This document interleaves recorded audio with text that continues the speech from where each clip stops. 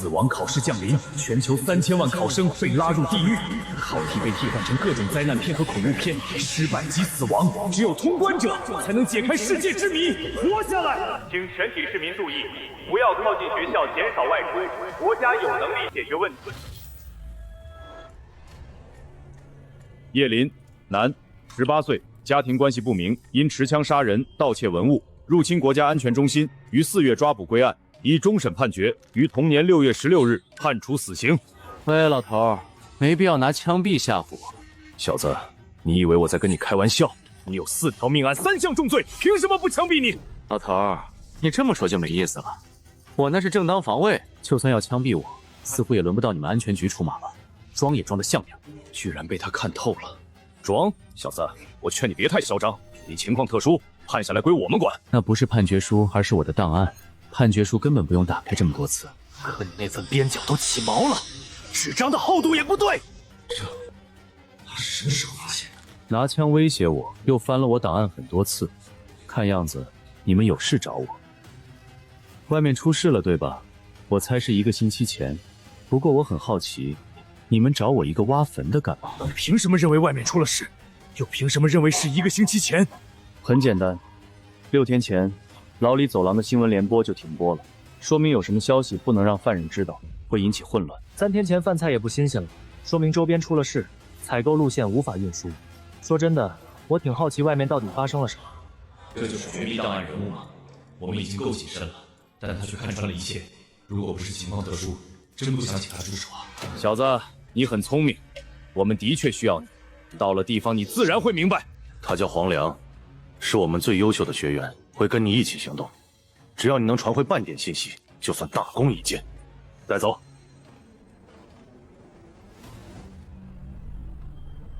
喂，小寸头，我先声明，我虽然下墓，但真有僵尸我可对付不了。还有，你身上那2把枪也给我一把，万一出了事儿，我好歹能给自己来一枪。你怎么知道我身上有2把枪？你能看到外面？别紧张，看不见。上车的时候我听到你在压弹夹，总共27颗，那就一定是2把不同的枪。这都听出来，到底是哪里？说真的，外面到底发生了什么？考试！快撤！考试？考什么试？发现试考对象，开始捕捉，开传送考场。靠！这是什么东西？小寸头，把枪给我！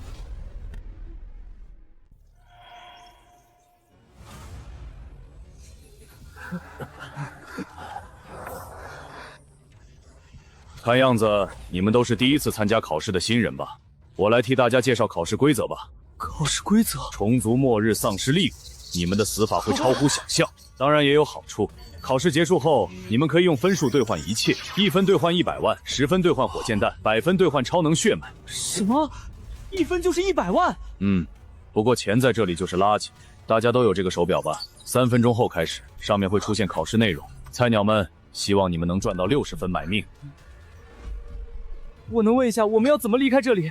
还有我们考试能拿多少分？买命又是什么意思？问题真够多的。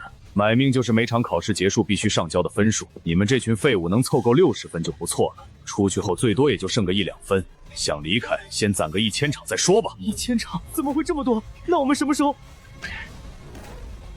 服了，哪来那么多废话？我有问题想问。小子，你胆子很大。按你说的，每场考试后我们可以兑换东西，所以你这一身力量都是换来的。对，我现在的身体素质比特种兵还要强。你们最好不要试图反抗我，除非你们有枪，否则我一个人能杀光你们所有人。好，分数交出来，全部。分数交出来，全部。你怎么会有枪？你不是新人。讲解规则有奖励对吗？而且你很怕有人跟你抢，我猜讲解奖励是10分左右。连这点分数都贪的人，身上的分数都大概都换成了力量，穷的连枪都买不起。什么叫穷的买不起枪？那是因为这玩意儿经常没用。不过你怎么知道蒋姐有奖励？你手上的枪又是哪来的？很简单，没有奖励的话，你不会给我们新人讲这么多。至于我手上的枪，你只需要知道里面有子弹就行。行吧，你猜对了。不过我不会把分数给你，除非考试结束我还有剩的，不然我1分都不会给你。没问题，但超过60分后全部归我。你就这样算了，不怕我出尔反尔，待会儿找机会解决你。你杀不了我，别装了，队友之间不能互杀。从我拿枪指着你开始，你除了生气并没有太大反应。我不信你不怕死，而是你死不了。唯一的解释就是同队无法互杀。那你这么做的意义是什么？显摆你很聪明。这是我掏枪后才发现的。威胁你是为了证明我自身的价值。至于报复，比起害死我出口气，我认为你更可能选择合作。你们看什么看？这小子我搞不定，不代表我搞不死你们。都把自己的名字报一遍。胡佳、安可、黄斌、林雅。张铁。考试开始，本轮考题：神类起源。这里曾是人类犯下的最大错误，可在这片绝望之地却有生命诞生。第一轮考试类型：抉择，考试分数20分。警告：远离地下1层出现的危险，接触后死亡率100%。算你们运气不错，第一轮考题不是厮杀或者鬼怪。行了，所有人分头去楼上楼下找一找，1分钟后集合。有什么消息就用手表说，那玩意儿在什么情况下都能用。我去楼上看看。哥哥，你经历最多，不过我觉得地下1层的那扇门，咱们还是远离点好吧。小子，你怎么想？从考试给出的信息来看，我们应该在某个地下基地，有人制造出了怪物，就在地下1层。你确定我们打过这个怪物？你们才第1场考试，不可能碰到那玩意儿。我估计题目就是逃出这里。就算只是逃跑，这群菜鸟也没几个能活着出去，倒不如逼他们去地下1层探索情报，还能有点作用。我先下去看看吧。你要去下面？行，那你小心点。叶林，等等我，我跟你一起去。你跟着我下来做什么？不害怕吗？怕，但我还是感觉跟着你好。而且你太瘦了，万一出事，我还能扛着你跑。叶兄弟，这门可真大！我操，这是什么味道？又臭又甜。这是尸臭，而且气味这么浓，有一大片吗？小子，快跑！硫酸，这里有硫酸，你们赶紧上楼，再不跑就来不及了。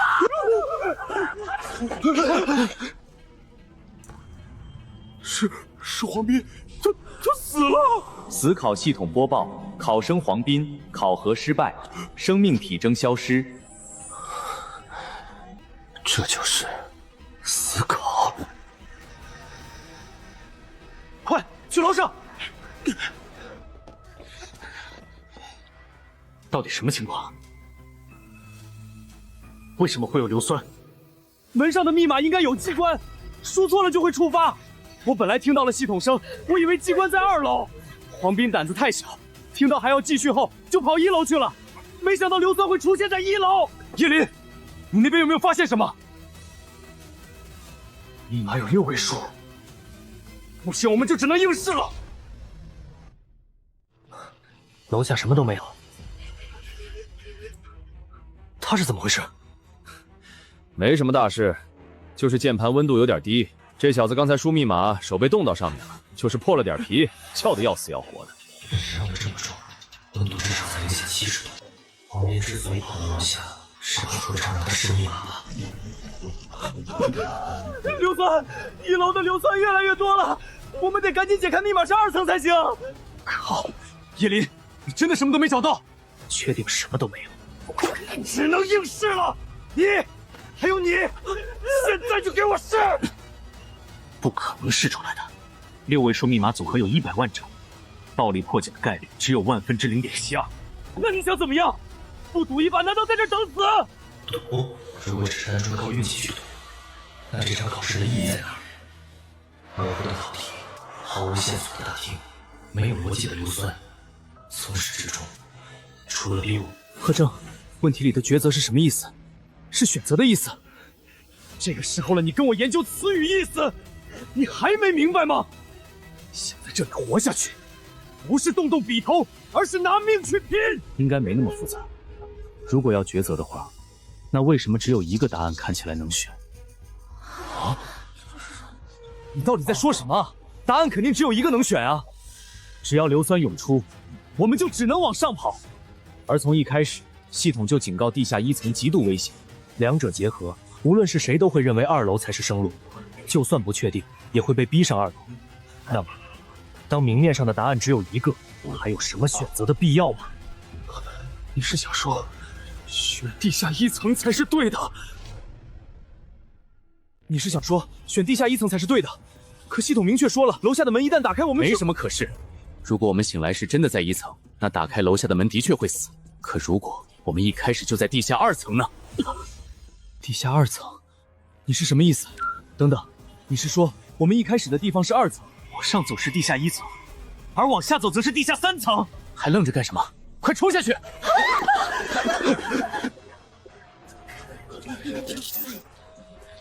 还有2分半，上面的硫酸就会流下来，不能劈开锁链打开这扇门，我们都要死在这里。给老子开！不行，砍不断，斧头都缺了。叶林，怎么办？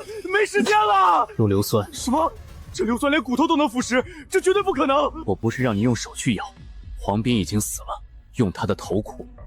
时间不多了，只有身体强化过的你能从上面带来硫酸，再拖下去我们都得死。靠！我去就是了，什么活都是我干。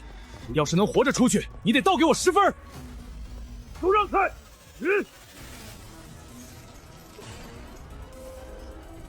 推门！快进去！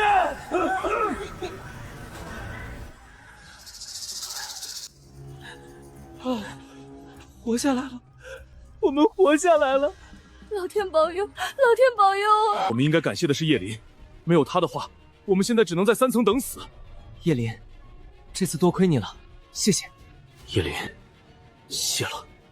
没什么，我也是为了我自己。编号第66311号考生贺征通过考试，基础分20，贡献度20%，额外分数加4。编号E14872号考生张铁通过考试，基础分加20，贡献度10%，额外分数加2。编号E99067号考生叶林通过考试，基础分加20，贡献度70%，额外分数加14。叶林，你加了14分，怎么会加这么多？很多吗？何止是多，简直发了！第1轮就能拿到34分，你出去后肯定能起飞。才14分而已，不是这么算的。14分虽然少，可那是额外奖励。正常情况，一场考试能拿60分都算运气好。按交卷扣掉60分来算，最后身上也就剩几分。你要是能活着出去，等于一场考试赚了我们5、6场。那能换什么能力？只有你想不到，没有系统换不到。1分就能换100万，当然脑子坏了才会换。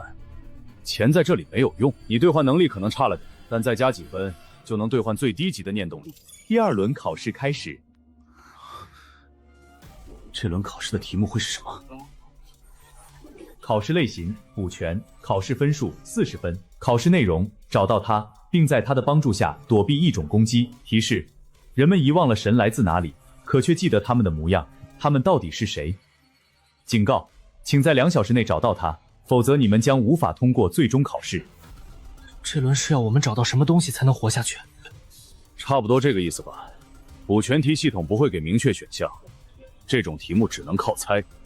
我猜可能是要找到系统说的那个神，你们觉得呢？贺哥，我也是这样想的。我猜我们需要知道神长什么模样，神可能是某个人类，甚至是异种里的一员。我们必须根据线索找到他，否则找不到会死，认错了神也会死。我赞同，也可能不是找到具体的神，而是他的武器装备什么的。第1轮最重要的线索就是消防斧，第2轮也可能是类似的东西。其实第1轮我们找到的消防斧就应该意识到它是用来劈锁的，整个考试里就它最突兀。同理，接下来我们看到特别的东西都该重视起来。你说的有道理，但消防斧的事你怎么不早说？我当时也不确定，等我后面确定的时候，叶林已经找到了答案。你认为我们要找的是物品之类的，还有别的理由吗？有，我觉得系统不可能在考试中出现类似神的存在，所以我认为可能是神留下的什么东西，可以帮我们对抗异种。既然这样，接下来就找疑似和神有关的东西。张铁，你殿后，安可琳雅走中间。我注意两侧。至于贺征，行了，我知道你肯定让我顶在最前面，不过先说好，真有危险，我可懒得管你们。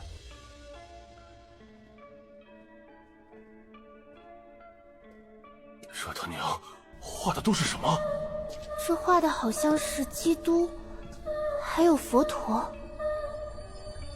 不要碰！你们都退后！叶林，这画有问题。这些画都是人做的。人做的？你是说这些颜料？林雅，你认得这些画？我也认不全，只是以前学过美术。第一幅画叫《基督全能者》，第二幅画好像是樱花国的莱茵图什么的，第三个是观音，第四个是道祖，剩下的我都不认识。这些画都是什么意思？还是说这就是我们要找的神？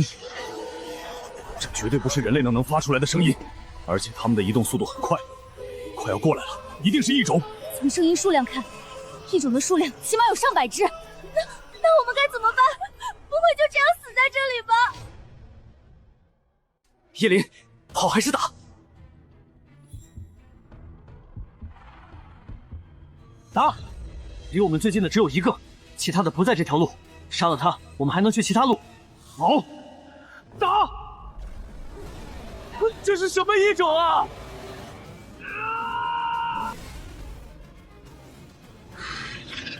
这是什么防御？这一斧头居然跟没事人一样！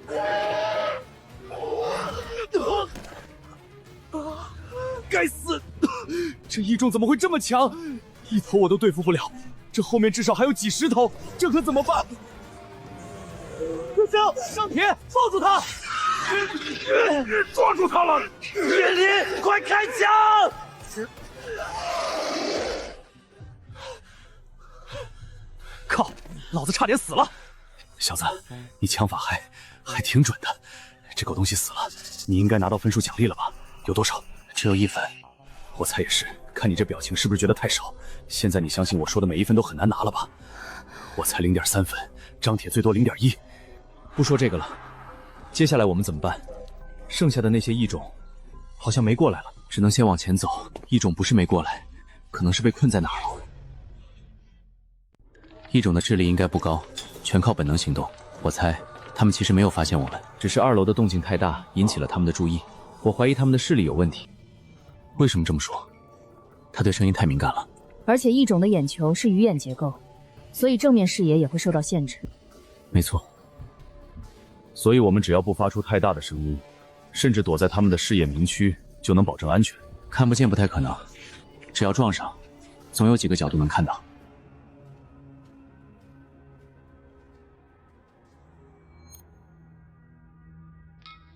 这他娘的啥意思？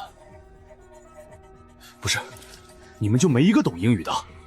这个我知道，第一个应该是消毒过的房间，第二个应该是装东西的，也就是杂物区，第三个是做实验的地方，应该是工作区。消毒区、杂物区、实验区，那我们走消毒区，听上去安全点。消毒区不能走，走实验区。啊？为什么？叶林，你看得懂？是不是这小子翻译错了？第一个不是消毒区。翻译没错，只是语境不同。那种鱼头人身的异种，明显是基因工程的产物。在生化场景下，第一个通道的意思就是进化后才能进入的生活区域，而不是消毒。第二个是隔离区，第三个是生化实验室。这小子明明一个新人，懂得这么多，到底什么来历？那这么说，我们不是更应该去第一个吗？去第三个实验室不是找死？不，恰恰相反，异种会吃人，看见人会无比疯狂，证明他们需要食物。那么你说哪里的食物最多？隔离区和实验区不会有食物，食物最多的地方只可能是生活区。当然，虽然生活区会撞上大量的异种，但实验区也不一定好到哪儿去。异种已经在四处移动，我们也没得选。为什么这么说？系统只给了我们2个小时，无论它是具体的神还是其他东西，地下环境复杂，还要面对异种，我们的搜索场景肯定有限。好，那就听你的，我们就去实验区。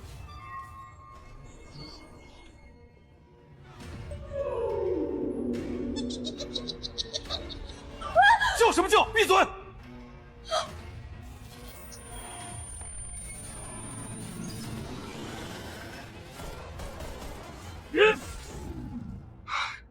谢了，别愣着了，赶紧找找看有没有能用的东西。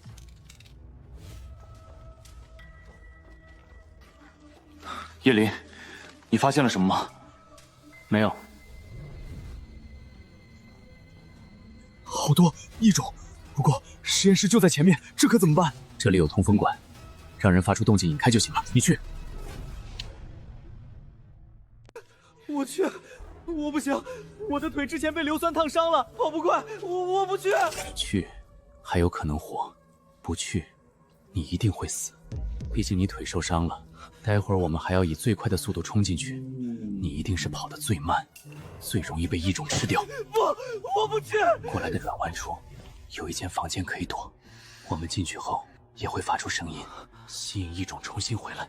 你躲在那儿等我们出来，活下去的希望反而更大。我去吧，我可以去那边，爬上通风管道制造声响，将异种吸引来后，我还能从管道走。好，你去。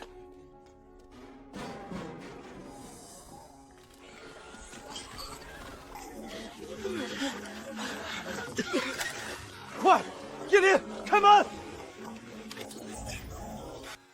警告，检测到非法入侵者，应急方案正在启动。快跑，快进来！姑娘，爬，快爬呀！我腿软了。张铁，不要管他。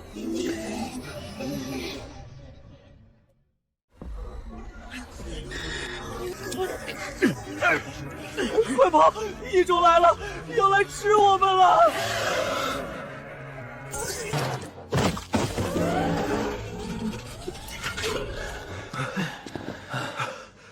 兄弟，谢谢你。只剩下最后一发子弹了。你太鲁莽了，要不是叶林兄弟枪法好，你们两个就都死在外面了。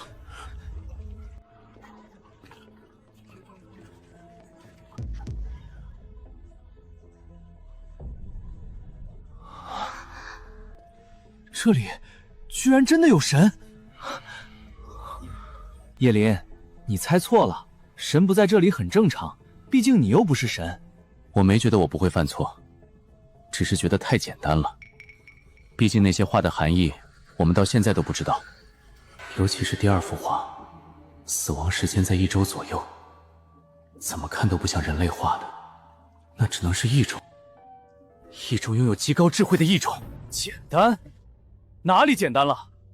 你别忘了，光是进到这儿，我们就差点团灭好几次，而且你们都是第一次考试，难度低才正常。不过难度已经比我想的高很多，要不是你有枪，就算是我也会嗝屁。走，去找神！先去武器库。还去什么武器库？来不及了！不去找武器，如果这里路上还有异种，你打算怎么办？别忘了，异种就是从实验区出现的。我怎么把这事忘了？你的子弹只剩下1发，以我们现在的状态，怕是连1头异种都对付不了。走，先去武器库。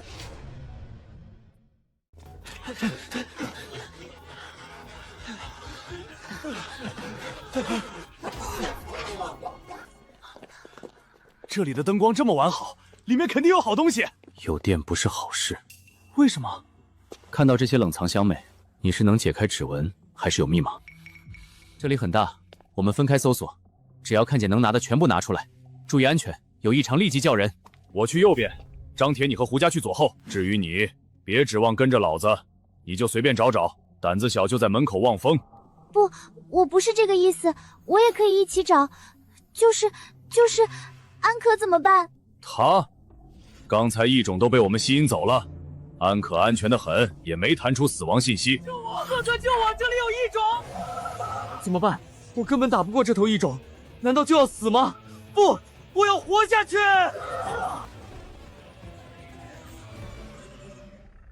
低头！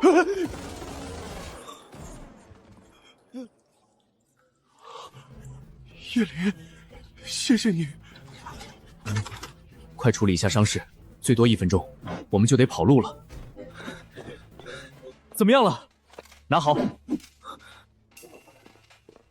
天哪，你从哪儿搞来的？发现了一具士兵尸体，从他身上捡来的。我刚才在外面听到了很大的撞击声，我怀疑有更强的异种出现了。我们快走吧。我知道，用枪打破玻璃，里面的药剂能拿多少是多少。还有这个收好，待会儿有用。哥哥，叶林来了，这些异种来了。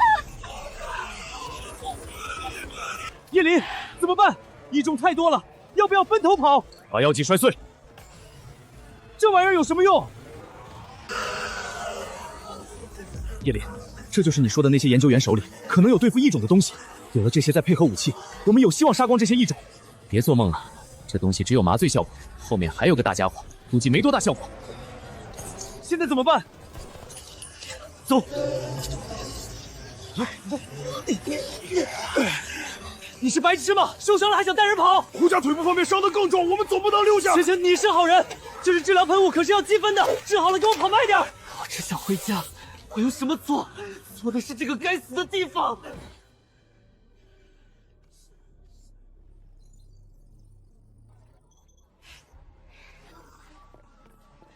按照惩罚要求，解毒剂应该就在附近。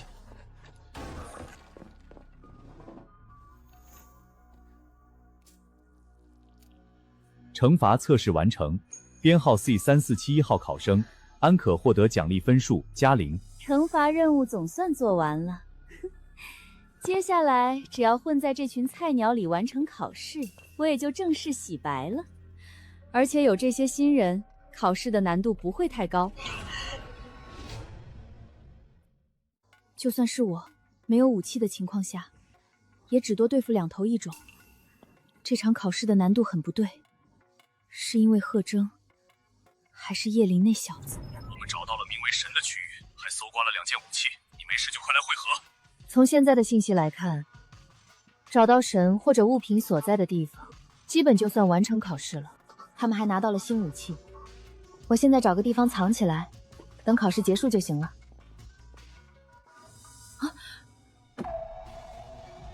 普通的人鱼异种实力就很强了，这头只怕是我们所有人联手都打不过。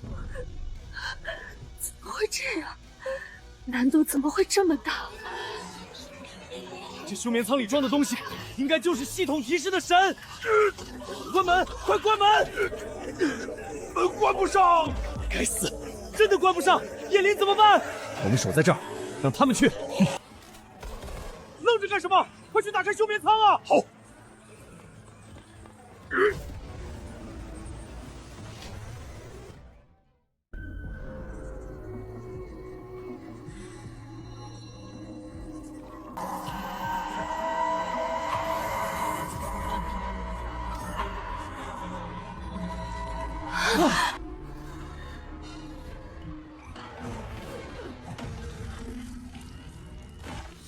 这就是神，果然好强，杀这些异种轻轻松松。就是太变态，太残暴了，吃这些异种跟吃虫子一样，一口一个。不过只要结束了就行。我们已经找到了神，接下来只要等考试结束，离开这个世界就行了。出去后受的伤也都能治好。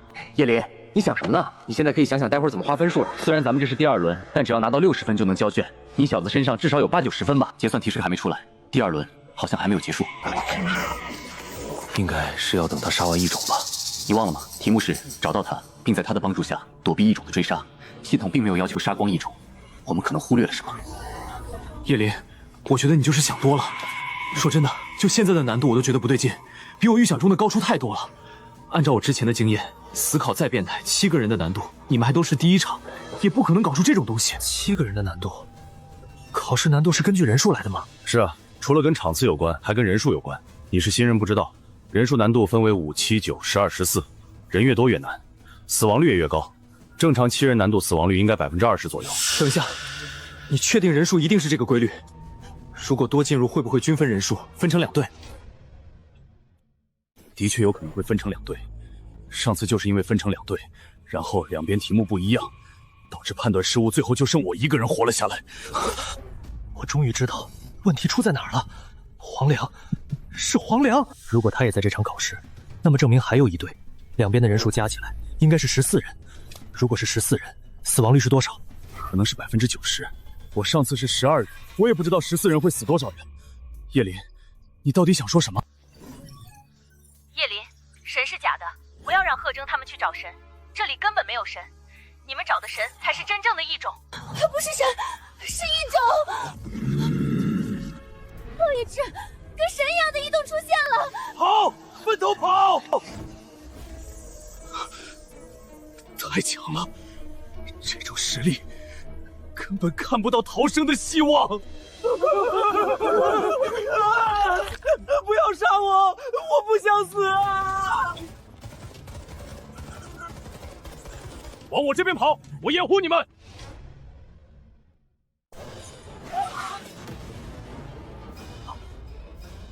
你果然也在这场考试里。快跑！别说了，手了也解决不了他。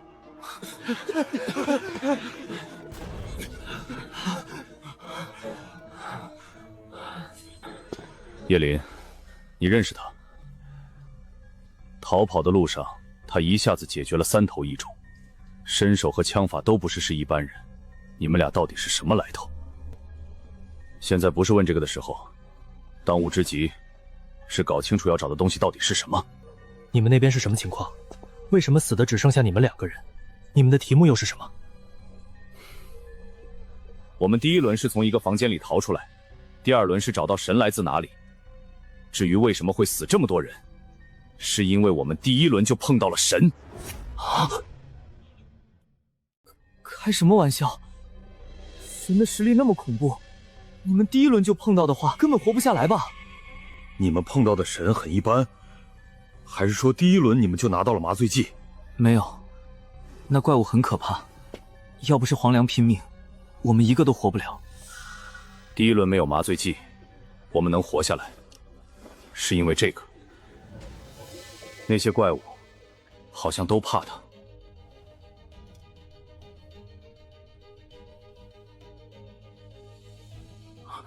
叶林，难道我们要找的就是这个东西吗？异种怕的是这个。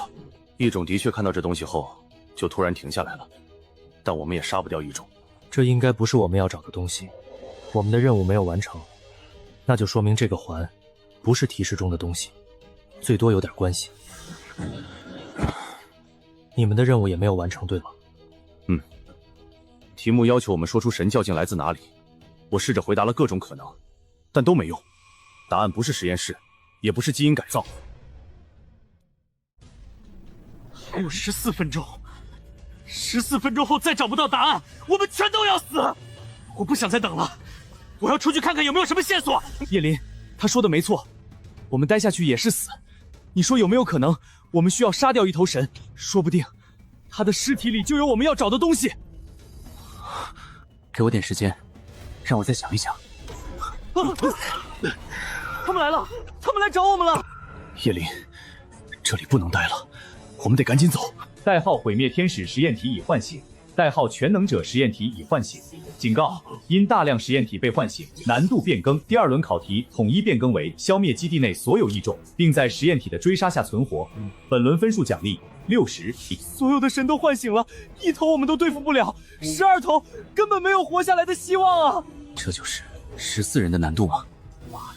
为什么不直接杀了我们算了？快挡住，不能让他们进来！有什么用？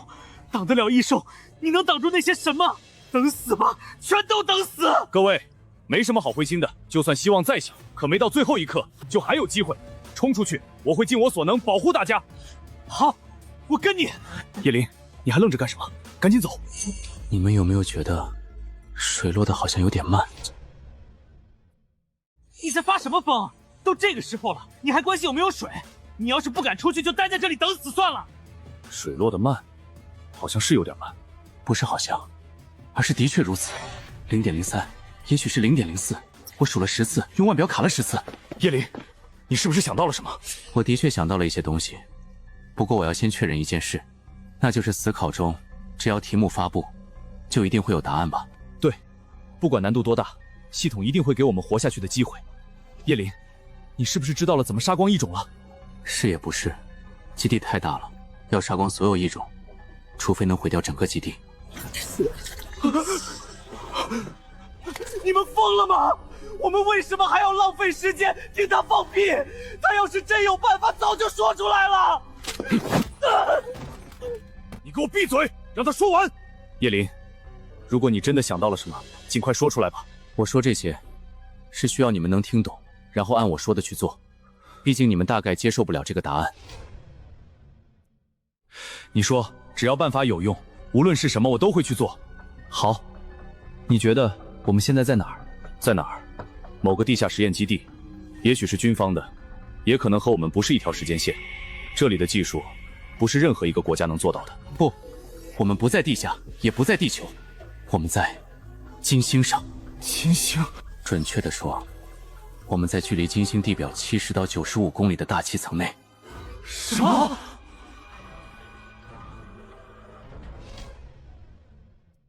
叶林，你在说什么？这里明明是地下基地，怎么可能在天上？很吃惊，对吗？我想到这点后也不敢相信，可事实的确如此。要证据的话，我给你们。首先，这里充斥大量的硫酸，我本以为是用来防御异种，可黄粱第一轮那边没有。而金星大气层恰恰是由75%到98%的硫酸溶液构成，这也说明不了什么吧？还有第二点，低温。我当初以为密码锁会冻伤手势系统，刻意刁难，可巧合的是，金星80公里左右的高空正好在-76度。我居然是因为这个冻伤手的。还有，如果我们是在地下，那基地应该是倒三角形，压力才会最小。可根据我们的探索，基地下面大，上面小。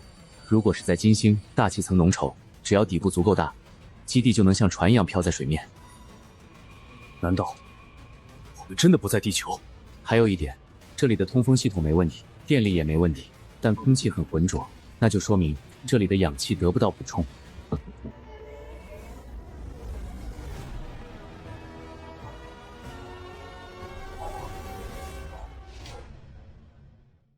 所以，我们该怎么办？答案我已经告诉你了。既然我们是在金星上，那只需要破坏气闸，所有异种都会被吸出去，死于硫酸云。那我们要怎么活下去？而且我们要怎么破坏气闸？这点很简单，简单到和之前的答案完全一样。说起来，我应该早就想到的。你们不觉得我现在看上去很像谁吗？这是宇航员吗？系统明确告诉我们这里有神，但那些异种不是，基地里死去的那些人也不像。那还有谁是？说起来真是个有趣的故事。在这个世界，人类在某个时刻登陆了金星，为了研究如何生存或者别的，他们在这里进行了基因实验。穿着宇航服的人类作为比拟造物主的存在，在异种诞生之初就将他们的模样深深刻在基因深处，恐惧、敬畏当作神。神是宇航员？宇航员怎么对付异种？很简单，找到宇航服，打开气闸，杀光异种，游戏结束。叶林，那我们要去哪里找宇航服？气闸又在哪儿？维修室。基地在大气层，必然会有出舱任务，那里一定有宇航服。同理，维修室也会有气闸出口，位置大概率就在安可那边。啊，这你都能猜出来？那我们现在？你现在有2个选择，要么我废了你，留你在这里等死，要么替休眠区开启广播，为我们引走异种。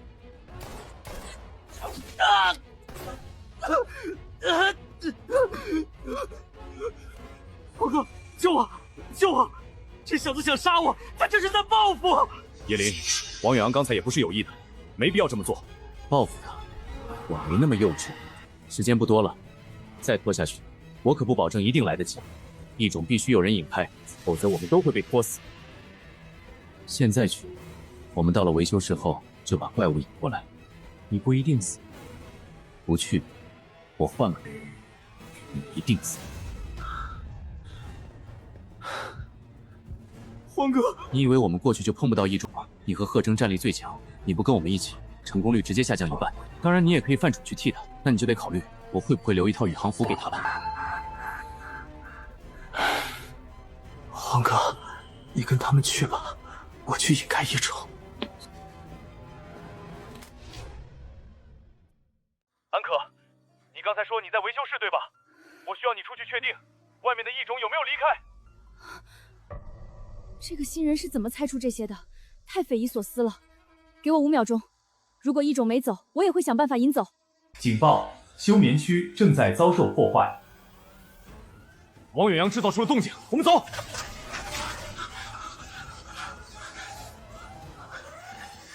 汉克，你那边什么情况？我们马上过来。快，那异种没有被引走太远，快！宇航服果然在这里。叶林，怎么办？用枪吗？里面是气压室，这种玻璃都是特殊定制的，用枪不可能打破。手雷给我。等一下，按计划我们得到宇航服就要去跟王远洋会合，但你现在引爆手雷，吸引来附近的异种，王远洋根本就不可能过来跟我们会合。你还有别的办法？再拖下去，我们都要死！你这是在骗他，所以从始至终你都没想过让他活着回来。是又如何？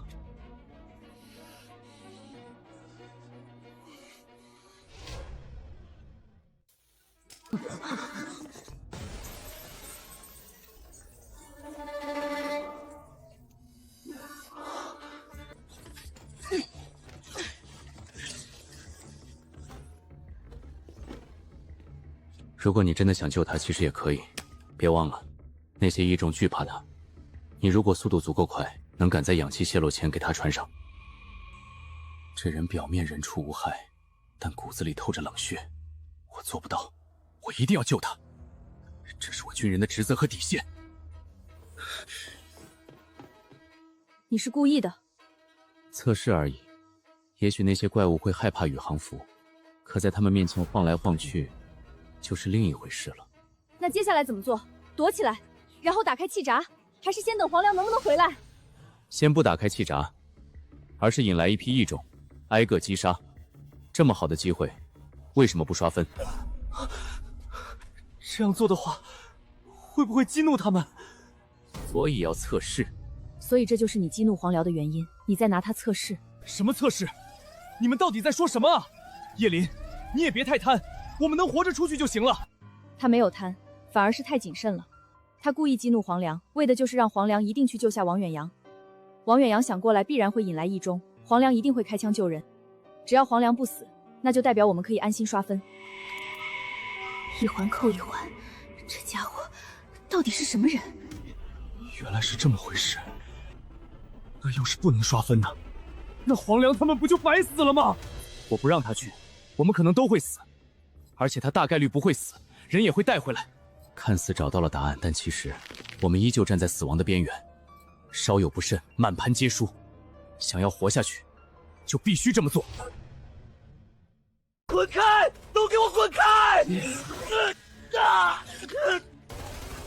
叶林，都是你把我害成这样，老子一定要杀了你！完了，太紧张，忘记节省子弹了。神，是神！不，我不要死，我还不想死啊！低头，保护好自己。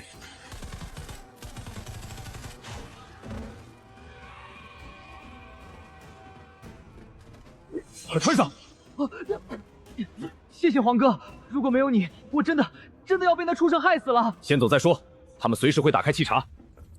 他们过来了，也开过枪，可以拉响警报刷分了。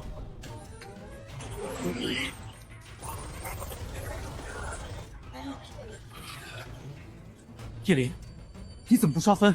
这里总共就这些异种，杀完也没多少。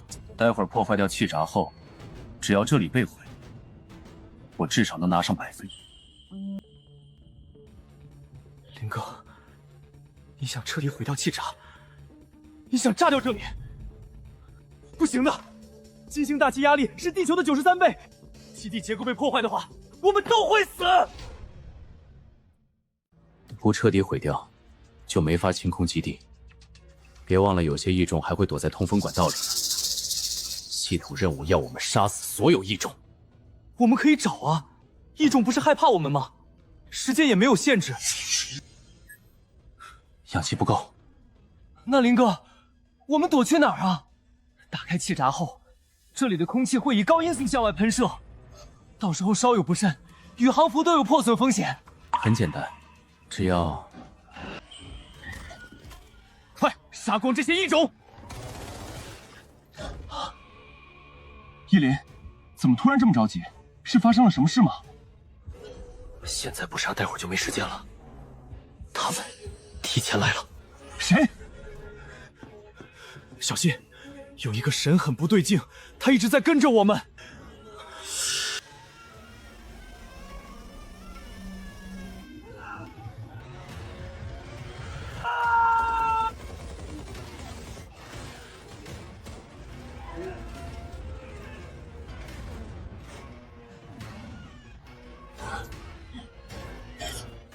叶林，怎么办？现在打开气闸吗？不行，不能打开气闸，我们也会被吸出去。我算过了，只要被吸出去，至少会被带飞几公里远。基地也会在20分钟内被压塌。你们这群白痴，我要被你们害死了！你们全被这小子骗了，我还不如不回来，至少……给我闭嘴！叶林，怎么办？走，开闸！不行啊，林哥，我们会死的，会被吸出去的。不会。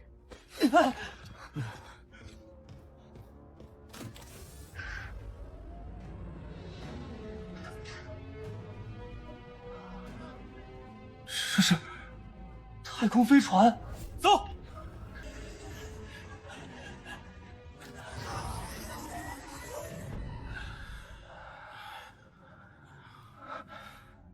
叶林，我们接下来该怎么办？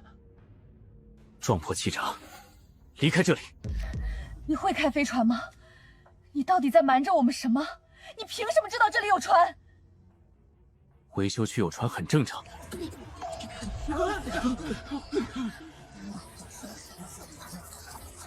警告：船体正遭受攻击，请立刻排查安全风险。叶林，不能再等了，快开船！我虽然不会开船，但应该只要启动飞船，就会自动驶向预定的坐标。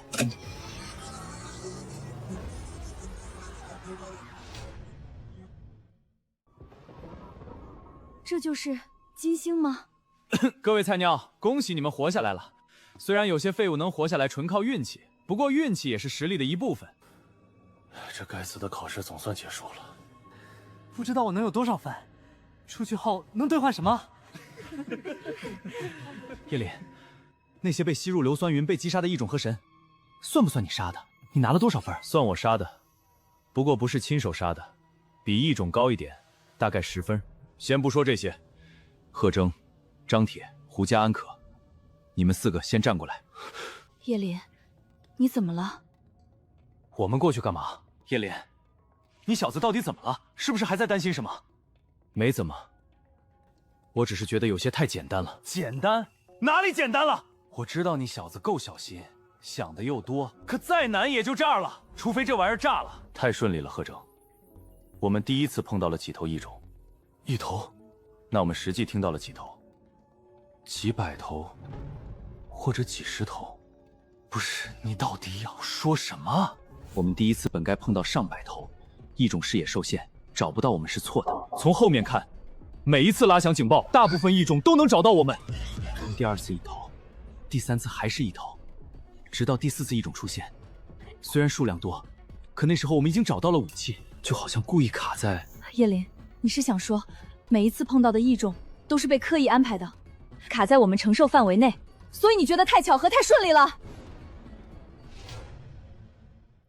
虽然是有点巧合，那也跟我们选择的路线有关吧。如果只是这点，那当然没什么。可那些神呢？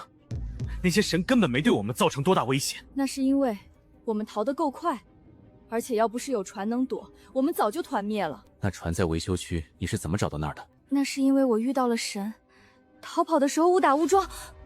是因为那些异动把你逼到那儿了，对吗？你根本就没得选。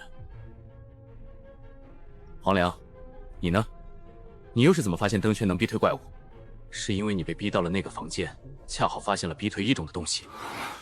你们不是好奇我为什么知道维修室后面有飞船吗？很简单，在那些怪物冲进来后，我们要么等死，要么打开气闸赌一把。也就是说，我们最后都能找到这艘船。一个巧合还好，2个是运气，那3个、4个、5个呢？叶林，你到底发现了什么？你是想说有人？不是有人，而是有神。这里面应该有一个拥有极高智商的怪物，是那个怪物需要我们登船，带他逃出这里。可争，杀了他们！那个怪物就在他们之中。不，我们不是怪物！你们不要听他乱说，我们怎么可能是怪物？叶林，你是不是搞错了什么？不要相信他，他就是想杀了我们。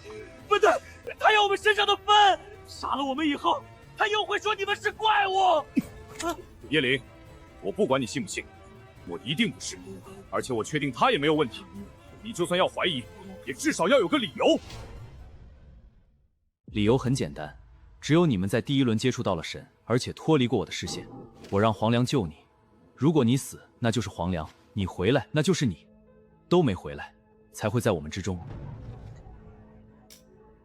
还要再演下去吗？1分钟后，这颗手雷就会炸毁控制台，要么一起死，要么……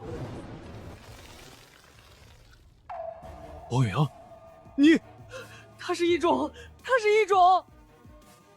果然，在船上14人的难度，超过150的奖励，只有压上一切，才有一丝希望活下去。开火！黄良，拦住他，给我10秒。怎么会这么可怕？子弹对他造成不了一点伤害。太强了，怎么会这么强？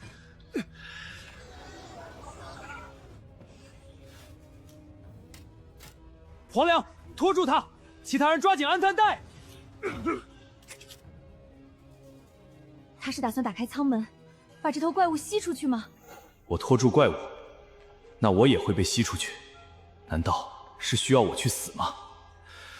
不过从我接下任务的那一刻，我就做好了牺牲的准备。叶林，我拖住他，但你一定要把这里的情报带回去给国家。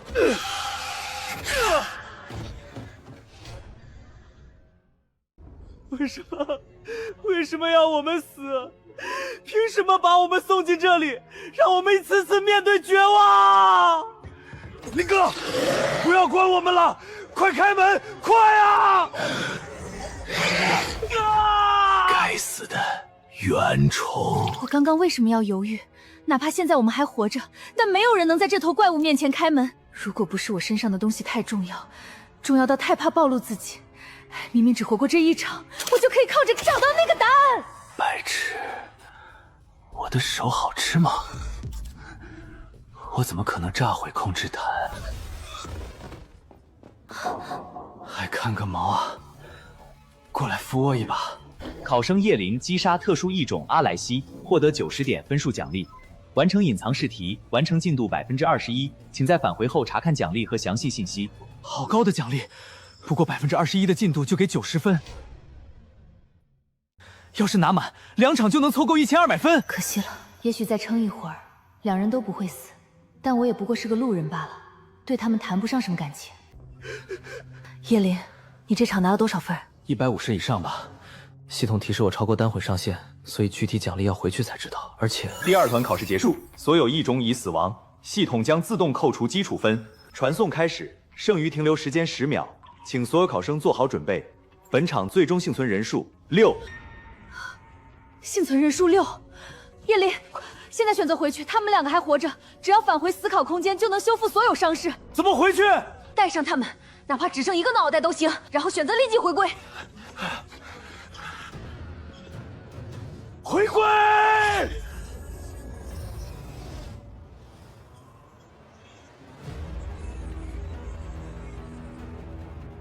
一切才刚刚开始。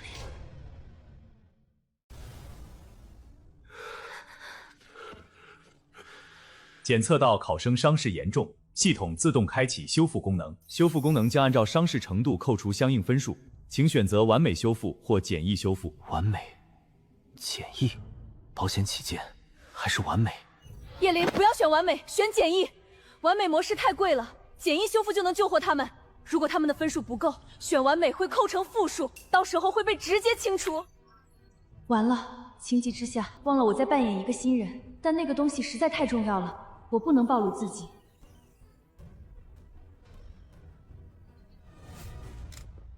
你到底是谁？好吧，我承认我不是新人，但我真的只经历了一场考试。一场？你当我没发现门口那头异种？单对单，在没枪的情况下直接杀掉一头异种，你至少活过了2场以上。你是另一边的队长，不用否认。我是不知道规则，可黄粱那边死人的时候，我们两边分开计算，不可能没有队长。除了你，还能有谁？甚至你在系统评价中应该是最强的，不然他们没理由第一轮就碰到谁。说吧，你到底活了几场？好吧，既然如此，我也没必要隐瞒了。我不是只活过2场，而是6场。6场？你活过了6场，那你为什么不帮我们？你有那么强的实力，却眼睁看着黄斌、林雅他们去死。你不出手，是因为实力受到限制，或者力量消失，对吗？还是因为系统惩罚？不，我应该这么问：你在第7场考系碰到了什么？我猜，你也许是用了某种方法，或者付出了极大代价才侥幸活下来。而且，你拿到了什么东西？否则没必要这么害怕暴露自己。你在担心我们会觊觎的？我只说出了一句真话，可眼前这个男人竟然直接猜到了我的秘密。没有，我确实付出了很大代价才活下来。最后一次机会，不要试图欺骗我，要么我一枪一枪把你废掉，要么就按我说的做。林哥，这3、2……我没有，我真的全说了。为什么？明明留着我更有价值，只会比呵斥更多。留下我难道对你没有好处吗？好处、价值，你当我是白痴？你知道的东西的确会多点，可跟增加的难度比，不值一提。上一场考试如果没有你，我们能拿到的信息不会这么乱，而且考试难度会按场次计算。留着你，下一场难度只会更高。我不会提高难度了，我保证这点没有骗你，不然下一场我也会死。等等，好，我告诉你，不过你必须先告诉我，你上一场究竟拿了多少奖励？你想评估我强化后的实力？看样子你知道的东西比我想象中重要多了。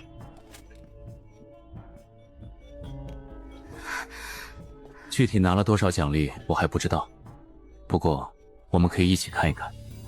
不要自作聪明，不然我不会饶了你。什么情况？我怎么没死？而且一睁眼就看到这小子在泡妞。所以，我们这是回来了，考试都完成了。黄粱怎么回事？还有你们是怎么杀掉那头怪物的？我明明记得我被拍飞了。贺哥，你们晕过去以后，是林哥干掉了异种，他用手雷炸死了那头怪物。我的天，118分，扣完还有53。隐藏奖励哪来的？怎么有30分那么多？难道我这次表现特别牛逼，触发了隐藏奖励？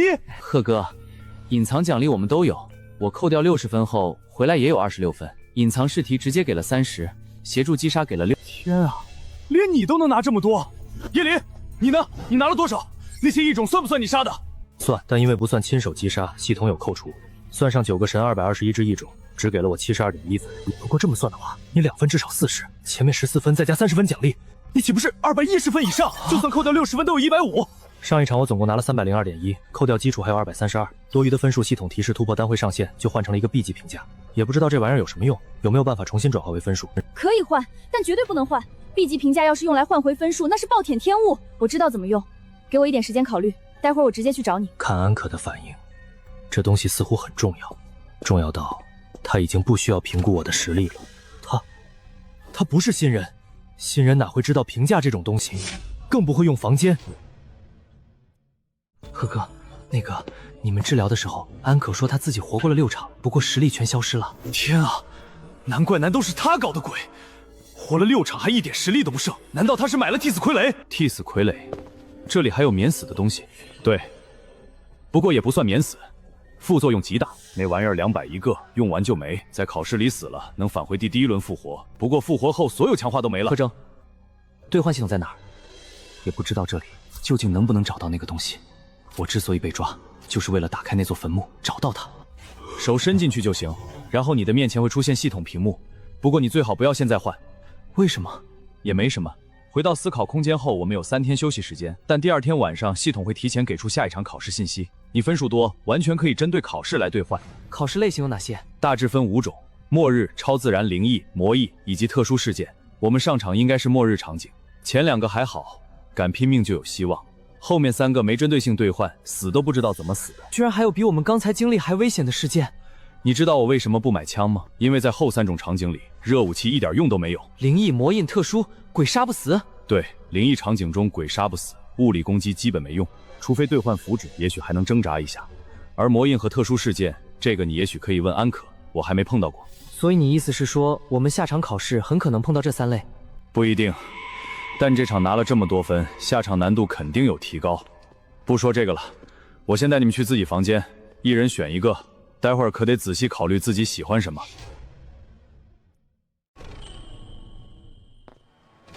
哈哈，很吃惊吧？这房间里面可以自己创造世界，只要长宽不超过10公里，什么场景都行，甚至你们还可以捏人，各种种族都行，甚至你们1比1复制你们喜欢的明星，给他们灌输记忆，什么人都可以。这些人都是赫哥，你想啥呢？人只能捏一个，剩下的 NPC 模板。我喜欢热闹，所以1比1复制了我家小区，那个就是我女朋友。你怎么才回来？是不是又出打架了？没有，我不是说了吗？我最近跟了个老板，给他看场子，活轻松还赚得多。不说了，想吃啥我带你吃去。这就是我女朋友，从我初中就跟着我了。她看不到我们，也听不到我们说话。你们也最好选一个想见的人，这样至少心里有个牵挂，也算多点活下去的念想。为了某个人活下去吗？我会为了谁？也许只有我自己。行了，你们去自己房间吧，记得捏人的时候一定要考虑清楚。还有，房间相当于私人地盘，可以兑换东西，而且没有屋主许可，谁都进不去。从记事起，我就被组织收养在基地，上百名孤儿被作为工具培养，训练、进食、休息、筛选，日复一日，不合格的埋进地里，不知道组织想干什么。直到18岁被推进手术室，醒来后被告知，组织找到了那座墓，而我是唯一的合格者，可以进去了。算了，不想这些了，先好好活下去再说。系统，查看兑换列表。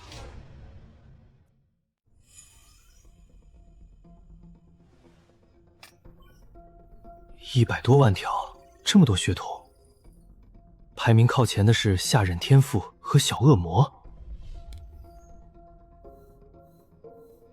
灵阶对应训练有素的士兵，也就是贺征那一档。只要15分就能强化到这种地步吗？该隐是血族始祖，撒旦是地狱之主，这系统似乎真的无所不能。考生权限不足，无法查看 A 级及以上内容，当前权限 B 级。原来如此，评价和血统权限挂钩。系统，查看 B 级血统 ，D 级15分 ，B 级125分，每级相助约3倍。脱离思考需要1200分，与 S 级兑换要求1125分差不多。这恐怕不是巧合，只有成神才能出去，这就是思考的目的。1分换1点身体素质，普通人拉满到兵王约需20分，强化到小恶魔水准约需30根，就是性价比低，只适合没什么分数的人。难怪贺正辉会空手进场，要是有搜索功能就好了。现在看多了也没用，也不知道下场考试内容是什么。搜索功能已开启，请自行查看。我去，早出来啊！能够搜索信息，如果能在这里找到那个答案。系统，我要查询现实世界中北纬31地2分，东经104度的坟墓里死的究竟是谁？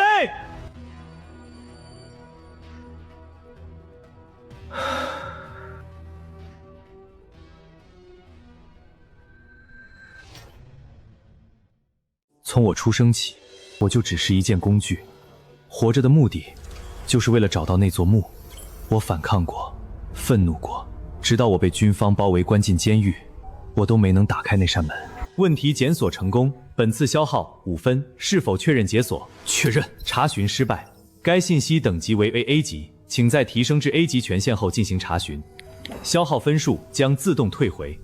开什么玩笑 ？A 级，一个现实世界的死人信息等级竟然和七魔神一个级别，就算是帝王降下也不可能有这么高的价值，除非光是知道死者的名字，其重要程度就等同于七魔神。他到底是谁？叶林，我可以进去吗？进。连灯都没有，他到底经历过什么？评价和权限挂钩，对吗 ？A 级评价要怎么拿？确实挂钩，而 A 级评价需要通过特殊类型的考试才能拿到，所以你手里的 B 级评价，按理说不出现在第一场奖励里。东西带过来了吗？叶林，东西我带来了，我考虑了一下，我觉得我们可以合作。你有 B 级评价，兑换出的战力会很强，所以你想知道东西，我会告诉你。但合作？你没有资格跟我谈合作，你只需要告诉我你的秘密是什么，然后我会考虑对我有没有用。如果没有，你可以走了。好，那我直接告诉你，我手里的这封信里面有思考的真相。如果运气好，我们就能知道这一切为什么会发生，知道思考最大的秘密。我为了抢到这封信，付出的代价难以想象。思考到底是为了吗？这个筹码肯定能吸引他，给我提供谈判的资格。就这，一封破信，这就是你藏起来的东西吗？你难道不想知道系统究竟想干什么？不想知道他为什么把我们送进死考？培养神或者筛选神，而且我管他想干什么，我不关心为什么被抓进来送死，我只关心怎么活着出去。好了，说完评价的用法，可以走了。等等，你可以不在乎这些，可你不想知道他是谁吗？这封信的主人，就是唯一离开了这里的考生。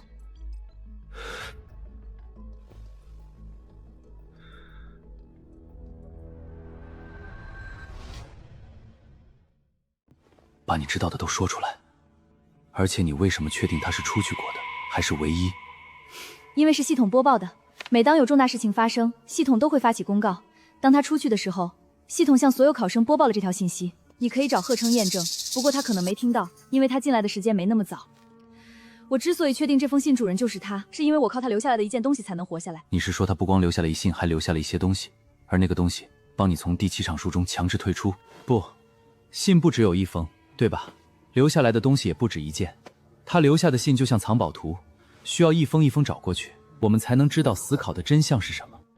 这你也能知道？没什么好吃惊的。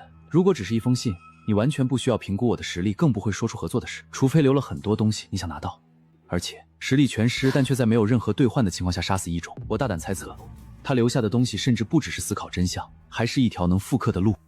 你怎么知道？这封信从我拿到手开始就没有第二个人见过，那场人都死光了。没什么好吃惊的。如果只有一封，你大可直接口述，不必带信来评估我的实力。你害怕的是我杀人夺宝，独自去寻找剩下的东西。我承认，他确实留下了很多东西，信也不止一封，这些东西我都可以让给你，只要你能确保我的安全。相信我，他留下的东西绝对超乎想象。你只经历了一场，根本不知道后面的难度有多可怕。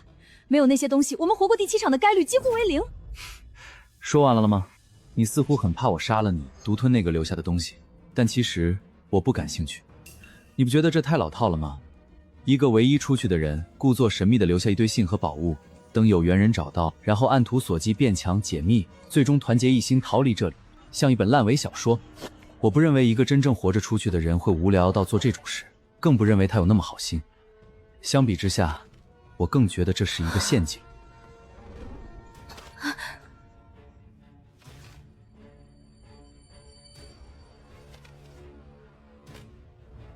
我不信他。可是，如果那个人知道真相就死了呢？他留下这信之后，就自杀了呢？那就很有意思了。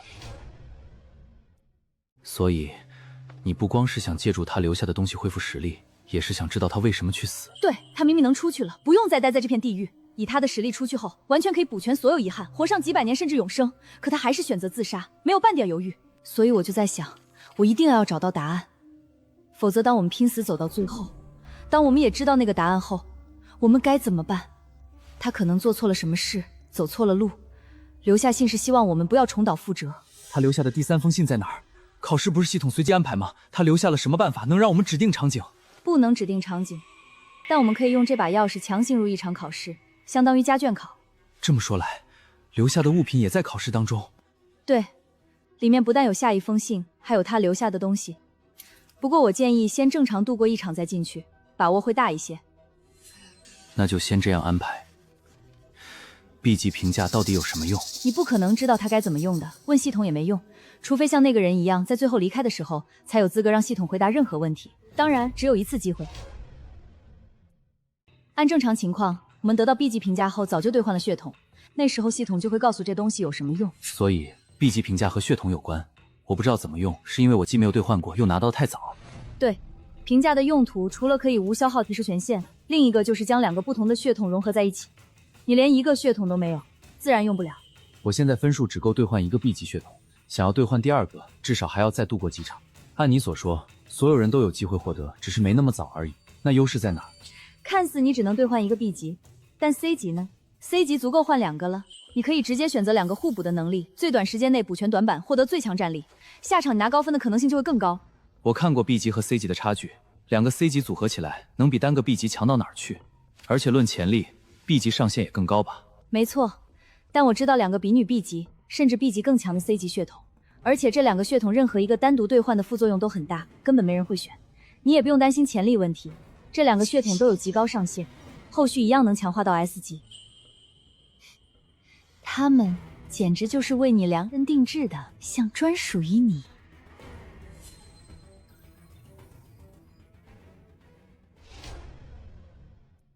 量身定制，专属于我。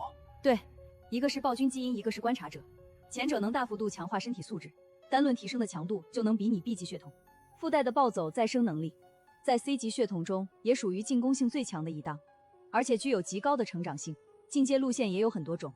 而观察者暴君，那不是 B 级血统吗？有3种进阶路线：狮皇、病毒君王、畸变体。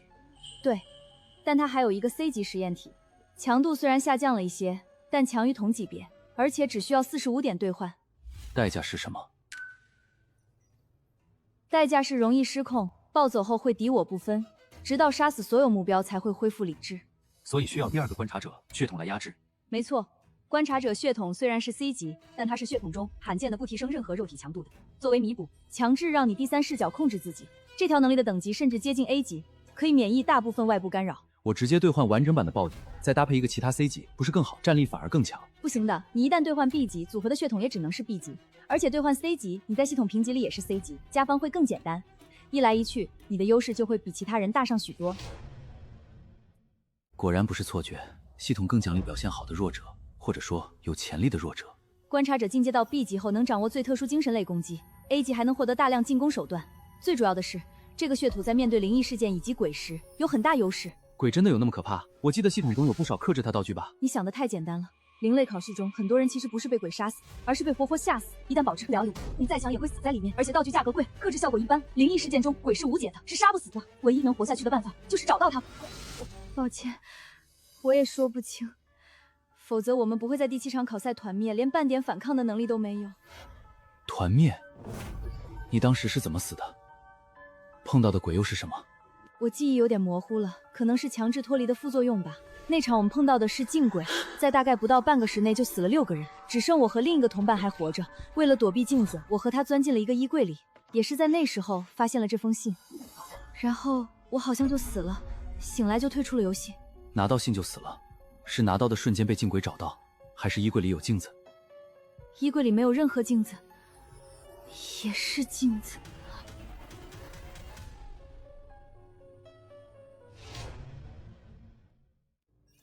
我知道了，我会考虑的。一支经历过6场考赛，人均堪比超人类的队伍，在不到半个小时内全部团灭，如此难度的确可怕。安可给出的兑换方案可以考虑，但要等下场考试类型再做决定。叶林，出来吃饭了。上一场跑了那么久，你们都不饿的吗？好。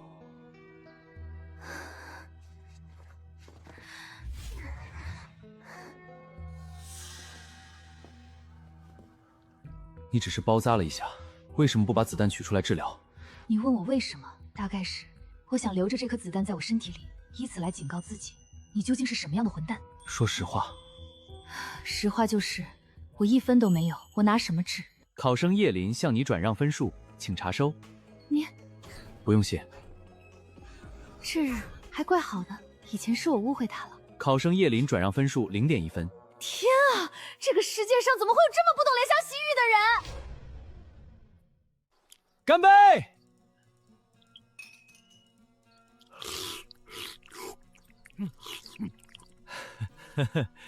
招待不周，招待不周。贺哥真的很丰盛了，有鸡有鱼还有大龙虾，外面我都很少这样吃。这点算什么？也就是我们穷，舍不得兑换东西。之前老王他们直接换了只海龙鱼，虽然只要2分，但那味道鲜得掉舌头，吃完力气都变大了一点。叶哥、黄亮大哥、张铁兄弟，还有安可姐，感谢大家。上场我知道我没什么用，没有你们，尤其是叶哥，可能我根本活不下来。这杯我先干了。谁刚进来不怕死？不过要是之后还是没法适应，谁也帮不了你。顾家，没事的，我会保护你。当然，我也会保护大家，这是我的职责所在。叶林，也谢谢你救了大家。不用谢，我也是为了自己。从现在开始，咱们也都算一个队伍的了。咱们的强化可以根据分工来弄。托叶林的福，咱们这次可以换不少东西。你们觉得呢？我没什么意见，但有件事我想吃完饭后先跟叶林商量一下。这件事很重要，重要到关系太多人，不是所有人。所以，我们必须尽快决定。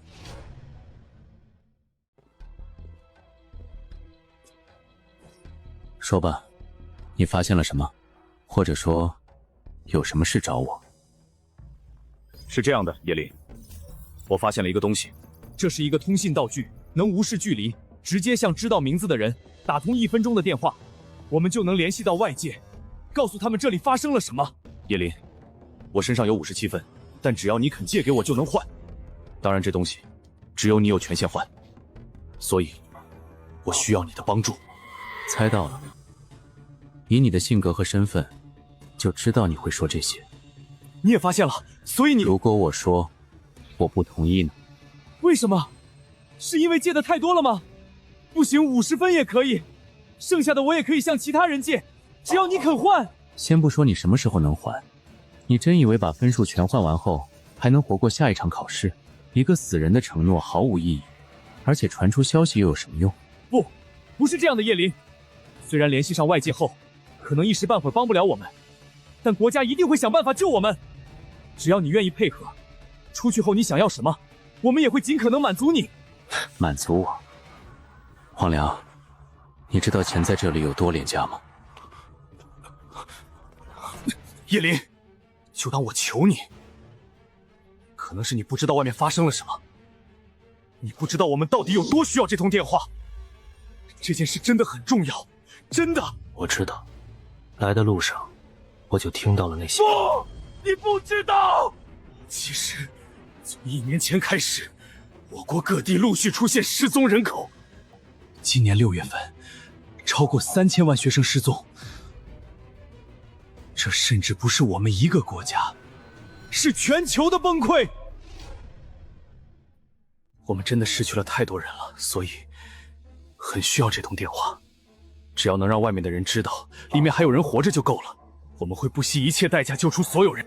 我能明白你的痛苦，但第一场考试已经这么难，我们应该做的是积攒分数活下去，等以后分数多了再兑换那个东西。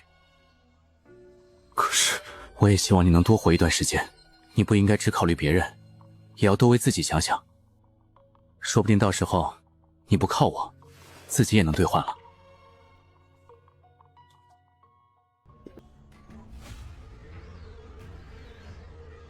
妈的，休息时间过得真快，也不知道这次是什么类型。老天保佑，千万来个简单点的，别再搞我了。贺哥，不会出问题的，说不定我们这场就是最简单的，而且有林哥在，大家身上也都有分，这场活下去的希望还是很大的。还是新人啊，紧张的都有些不太正常。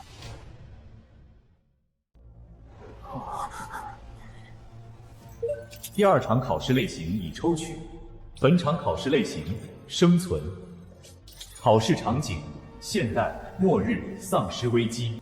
丧尸发了！叶林，刷分啊！这他妈白送我们刷分啊！居然是打丧尸，还他妈是生存类型。生存类型很简单吗？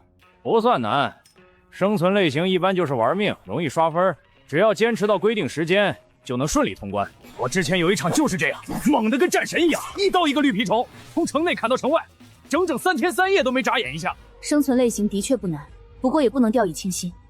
如果进入点在市中心，很可能开局就遭遇大量丧尸。怕个毛！老子直接兑换加特林，一人一挺重机枪，再搞几个火箭炮，管他有多少丧尸，一发火箭弹直接送他们上西天。我不建议兑换任何现代武器。啥？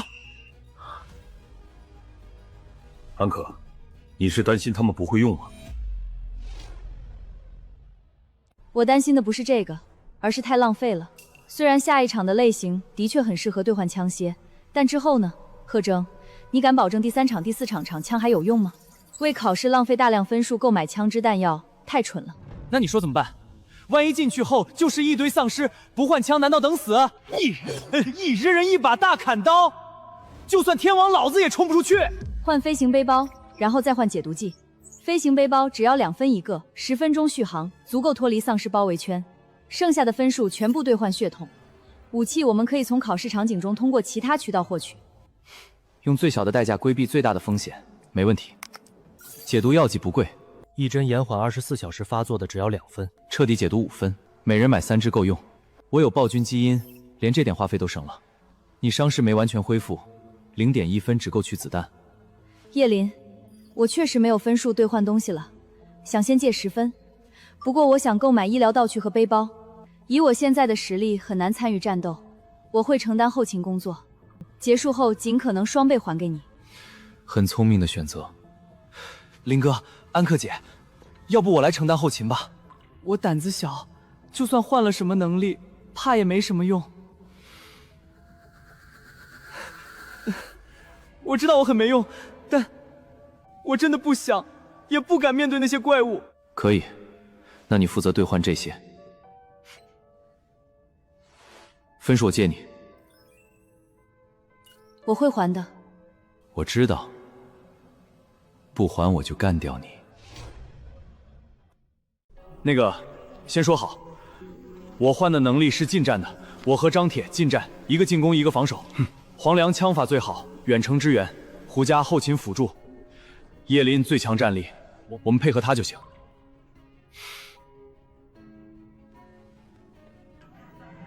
兑换血统 C 级血统奥丁战士，本次兑换消耗45分。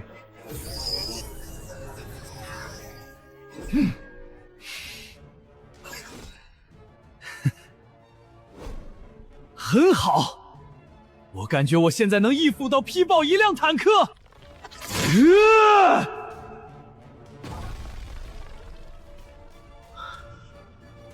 我操，这力量！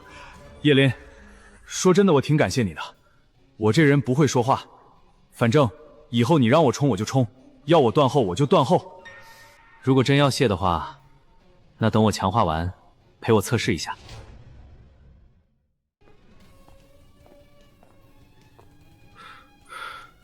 也不知道是不是我的错觉，将手伸进去兑换的方式，好像某种仪式。兑换 C 级血统暴君 ，C 级血统观察者。我靠，这2个强化怎么看都是敌对的，这要是融合在一起，别把自己撑炸了。林哥强化完后不会变成那个怪物吧？不会，除了变身系，血统强化不会影响外表，最多影响一部分心智。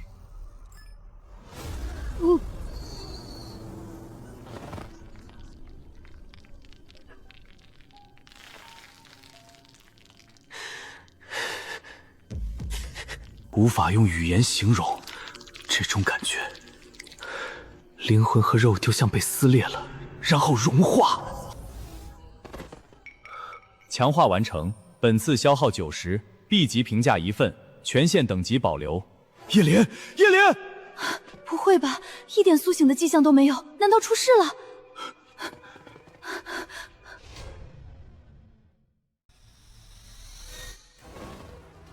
叶林，这一拳就算有系统保护，我不死也会被打爆。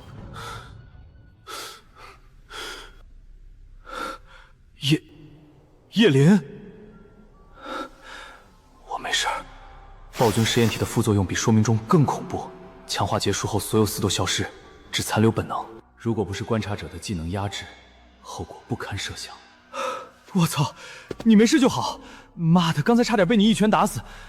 那个叶林，我还要跟你打吗？要不……不用了。观察者血头不强化肉体，但对战斗方式有质的改变，这种洞察力果然变态。好了，都别愣着，思考马上开始了，要兑换的赶紧去兑换。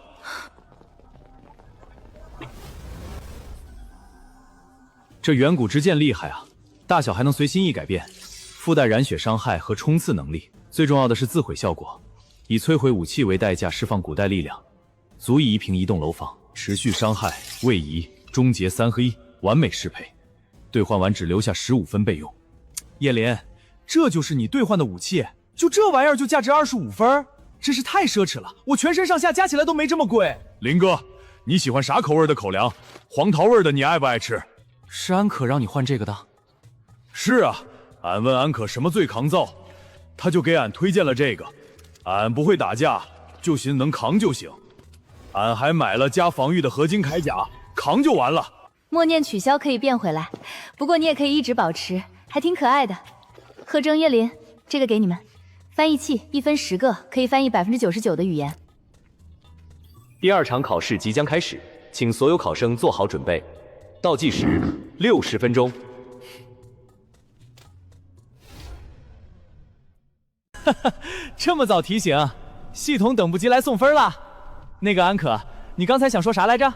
居然在刻意活跃气氛，先前是我太小瞧你了。哦，还有这些宝石也是我兑换的，比黄金便宜，通用性还可以，可以和场景内土著交易。还有能用1000次的点火棒、万能钥匙、微型骤相机、井水片等。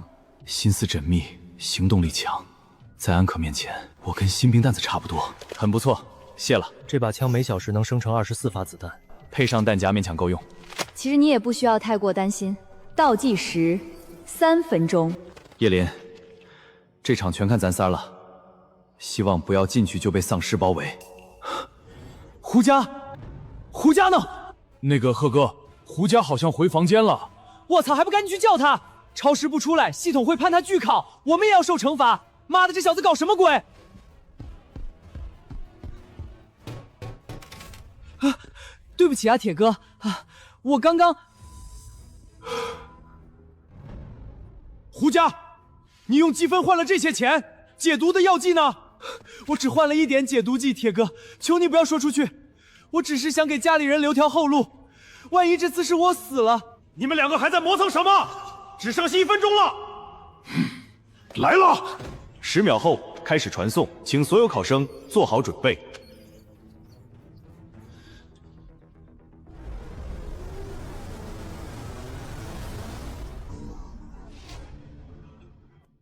系统光照保护下，这些路过的人群貌似看不见我们。没丧尸，而且新人只有1个。我们6个加1个新人，只要不出现上次那种情况，岂不是只有7人难度？你们是谁？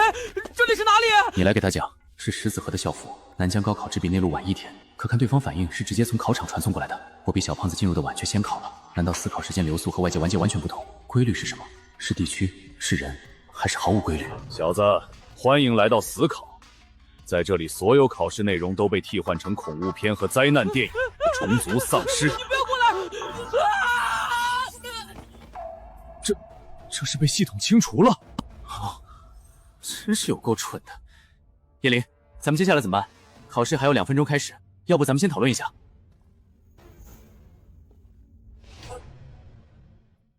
叶林，你是不是发现什么了？鞋子不对。安可，你确定在开赛前逃跑会死？对，拒考和逃跑都会死。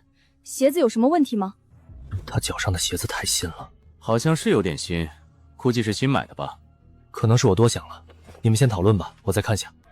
那行，我先说，我估量咱们进入的时间点是病毒爆发前，前面有个美式枪店，要不咱们先进去抢2把枪，再杀几个黑帮搞点军火，时间来得及，再占个军事基地，说不定还能搞辆坦克玩玩。我不同意，这么做违反法律规定，就算逼不得已，也有被包围风险。我认为应该尽快联系当地高层，传达病毒危机。小寸头，你是不是疯了？你以为你是条子？贺征，你冷静点。黄良说的没问题，我们确实可以和本世界官方合作，借助他们力量消灭丧尸。当然要先拿到武器。那个，我觉得我们能不能坐飞机逃跑？比如躲到没人的地方。这次不是生存类型吗？只要不碰到丧尸就没危险吧？没用的。进入死考后，违背系统要求逃跑，只会死得更惨。以前有人这么做，结果刚上飞机就在半空爆炸了。我不同意，小寸头，老子管你同不同意！你以为靠你那把破枪能挡得住丧尸？叶林，你觉得呢？如果病毒还没扩散，其实最好的办法就是杀光这里所有人，没有人就没有丧尸。考试开始，请所有考生做好准备。本场考题：生物进化亦是如此，我们是温床，我们是尸体，我们无为一体。当前为自由模式，编号第38127号小队已提前24小时进入考试。自由模式还有一支队伍，这哪里是7人难度啊？第一轮考试类型抉择，选择1已被第2小队选择，选择2找到科学家，选择该选项，你们将直接获得他的信任。警告，请尽快阻止病毒传播，36小时后病毒爆发，当前剩余时间12分59秒。不是，对方甚至抢在我们前面选完了答案。对方为什么会提前进入？我也不知道，按理说现在不应该碰到这种模式。自由模式就是双方可以选择竞争还是合作，但在系统判定中，我们的实力强于对方。为了公平起见，让他们提前进入。你手上的通讯器应该是用于联系他们的。对方拒绝了通讯，剩余2次机会。好，很好。看来另一队选择和我们为敌，再在这里待下去会有危险。我们先 Hands up! Hands up! Hands up! Hands up!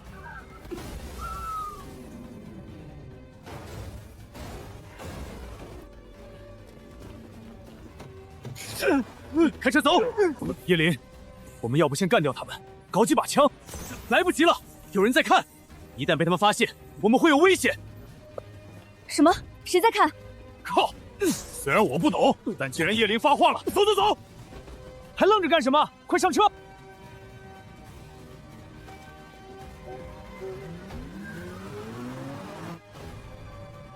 都抓稳了！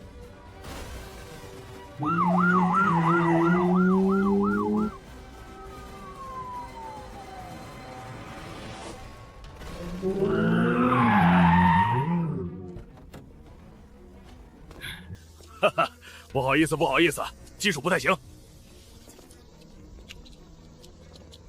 叶林，你说谁在看我们？咱们这么着急就走，要是待会儿就爆发丧尸，咱们麻烦可就大了。是另一队在看我们，对方拒绝通讯，更是一直没有联系我们，说明他们心怀不轨。如果我们继续待在原地，随时会被他们用监控找到，然后对我们发起攻击。攻击我们？他们为什么要这么做？他们不是比我们弱吗？按照时间来算，那帮小崽子顶多 C 级实力，我们不搞他们就算好了，他们还敢搞我们？问题就在这儿，他们比我们弱，却敢拒绝合作，那就说明他们一定是拿到了什么东西，让他们有信心干掉我们。从选项2能获得教授信任来看，选项1大概率是获得军方信任，否则他们没理由这么自信。如果真的是这样，我们也可以联系军方，我们有特殊能力，展示出来更容易获得信任，而且我们可以告知他们2队任务是一样，这样一来，既可以借助军方力量及难度，又能避免追杀。黄良，你想的太简单了。如果我是他们，我一定会告诉军方，我们就是病毒传播者，只要现身就立即发起攻击，最好连尸体都不要留。所以我们接触军方只会死得更快。那么说我们岂不是死定了？不说他们有军方支持，万一他们选的就是正确答案，我们怎么办？这点不用担心，选对选错也和实力有关，有些选项他们选了能活，但我们真不一定。不过这场是生存类型，能掌握军队消灭丧尸，他们优势实在是太大了。不，我们真正要担心的不是这些，2队难度差距太大了。我们不仅要面对丧尸，还需要躲避3方攻击，但他们却很简单，手握军队轻而易举就能解决我们。系统向来是公平的，应该也不可能让他们轻易通关。对，不可能的。14人难度是针对所有人，可不只是针对我们，所以本场考试很可能存在陷阱，而且陷阱和军方有关。他们大概率选错了答案，一切都还只是推论。走吧，我们先去庄园里看看，找个落脚点。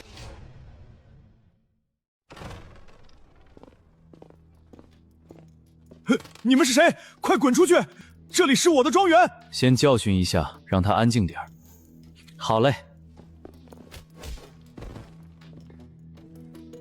编号199067，选择选项2，请找到科学家卡尔顿。卡尔顿，我们的目标现在是他，人类学家卡尔顿。不出意外，他应该知道如何阻止病毒爆发。你只有一个选择，动用你所有人脉，在2个小时内找到他，不然……你们到底是谁？不要杀我！想要多少钱我都可以给你们。杀了我，你们一定会进监狱。监狱？我劝你不要耍花样。我知道你是谁 ，MZ 集团董事会成员还是议员，你能量确实很大，但大概率看不到我进监狱那个人。我数3秒，立即打电话，不然接下来有你好受的。我打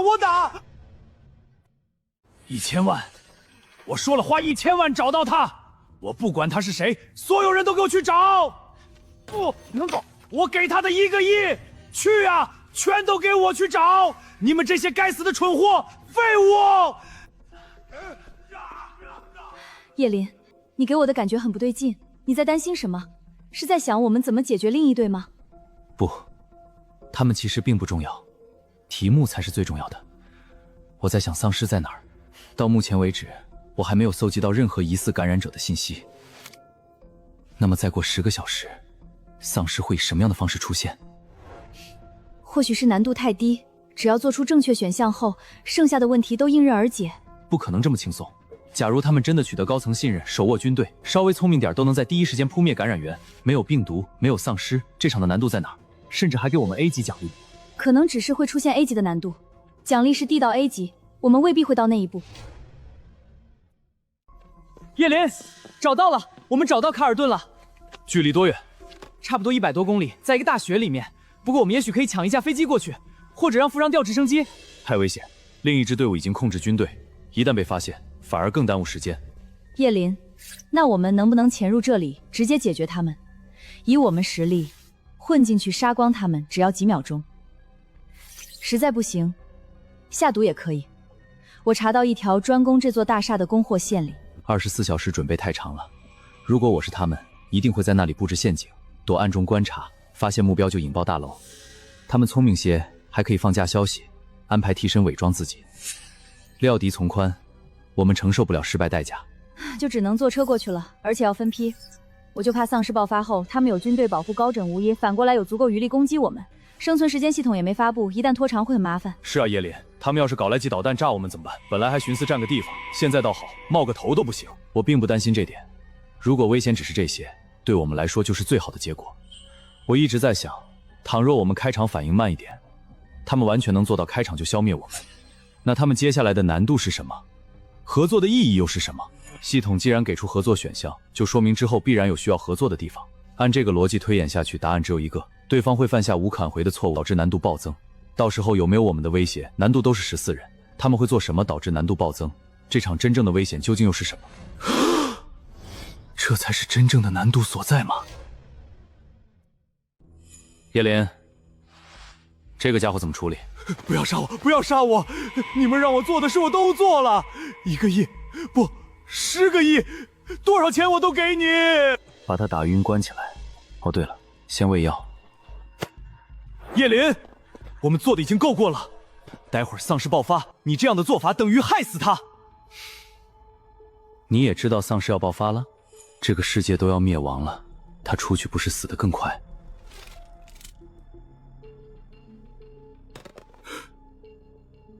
老实点儿，走。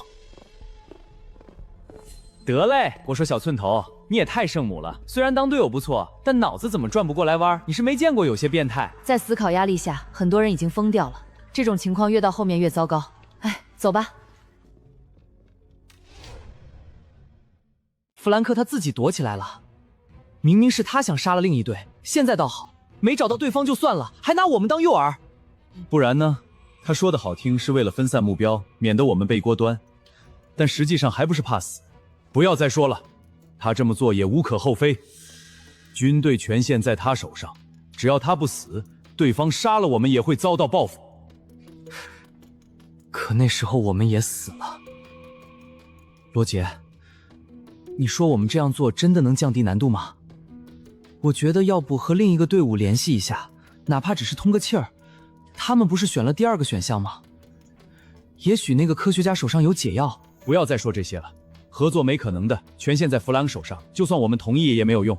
我们已经安排军队扼守要道，就算病毒爆发，也不会扩散那么快。再加上我们已经通过政府联系各国，只要他们照做，扩散风险就会降到最低。罗杰先生，他想正带各国问关于丧尸弱点的问题。距离会议还有半个小时，希望那群人不要破坏我们的安排，更不要送死。我操，冷死了！贺哥，有这么冷吗？俺感觉还行啊。你试试背2把剑，妈的，跟背着2块冰棍似的，我后背都冻冒泡了。叶林，还有4个小时病毒爆发，虽然不确定这里会出现多少，但我建议留出2个小时撤离城市。毕竟我们每人只带了3份解毒剂，一旦陷入苦战，很容易提前耗完。叶林，你还在想那件事吗？我觉得以我们实力远超这场难度。那支队伍最强的人编号也跟我一样，最多 C 级，平均 C 级不到的难度，以你实力完全不用担心。叶林，我在想你担心的那个点，也许是杀太多丧尸后，丧尸会进化。题目是新生，新思想的诞生源自旧时代的尸体，温床养料，也许大量消灭丧尸后会出现变异。不排除这种可能，但还是太简单了。当务之急是先找到教授，只有拿到他手里的信息，才能推测难度和谜题。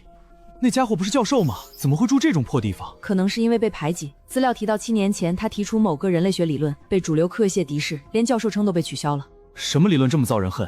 先进去再说，都小心点。你们是？我们来找卡尔顿教授。莱尔斯，让他进来吧。他的声音我似乎很耳熟。这应该是系统安排的合理身份，毕竟没有这层身份，很难获取信任。我好像见过你，而且已经不是第一次了。你们来找我是有什么事吗？是的，教授，我们不久前才见过。这次来是想向您问点东西。您知道丧尸吗？丧尸？什么是丧尸？很奇怪的名字。教授，丧尸就是会吃人的怪物。吃人的怪物？教授，那我换个问题，您有没有发现具有高度传染性，可以通过伤口甚至空气传播的病毒？感染者有极强攻击性，无畏惧痛苦，依靠攻击气条继续传播病毒。你是说狂犬病毒或者疯牛病过？他们可不会吃人。看样子我们的确的东西，不仅不知道丧尸是什么，更没有见过会吃人的怪物，因此也不可能研究出类似疫苗。教授，我能问一下当年提出的理论是什么吗？是和这2个东西有关？我的理论？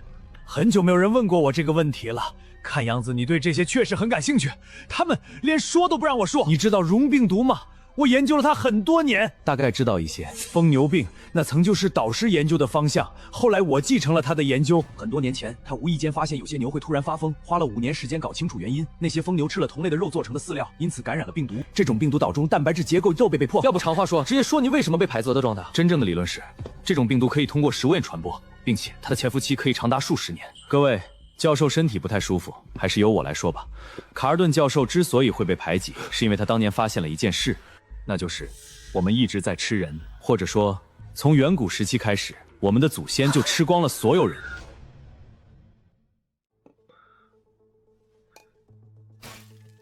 人怎么可能会吃人啊？就算吃，那也是特殊情况吧，比如大灾之年啥的。都会吃的，只是或多或少而已。我们体内都有抗体。看样子你们知道一些。教授在研究人类基因时，在所有人体内都发现了这种抗体，它的存在是为了抵抗病毒。这也意味着每个人种、每个地区的人在历史上都大量吃人，否则根本不会产生抗体。说起来，你们刚才提到的丧尸会攻击人类，其实就是吃人，对吗？研究很有趣，但这点应该还不足以让你们被排挤，甚至被敌视。你恨那些人。那些蠢货再怎么反驳，我们也不在乎那群白痴的想法。可他们竟然敢反对教授的研究，把我们赶了出来。那是这个世界上最伟大的理论，是足以创造历史、改变整个世界的理论。什么理论？是有关物种进化的理论。科技的进步其实是一场陷阱。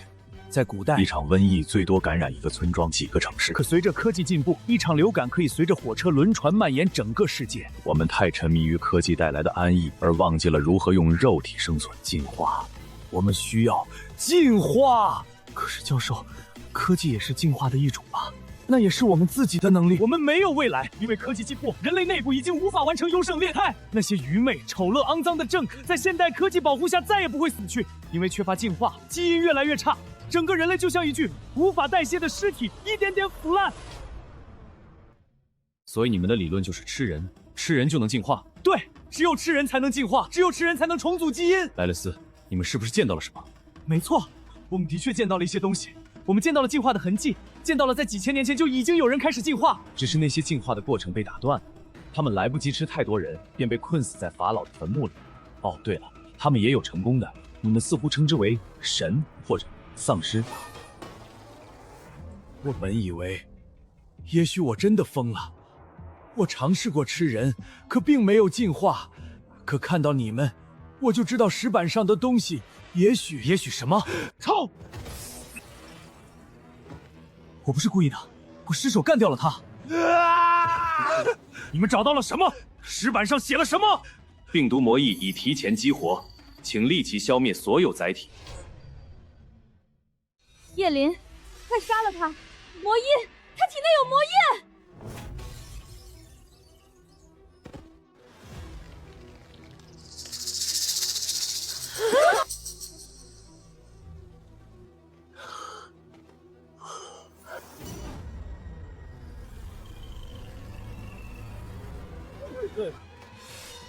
可征，黄良，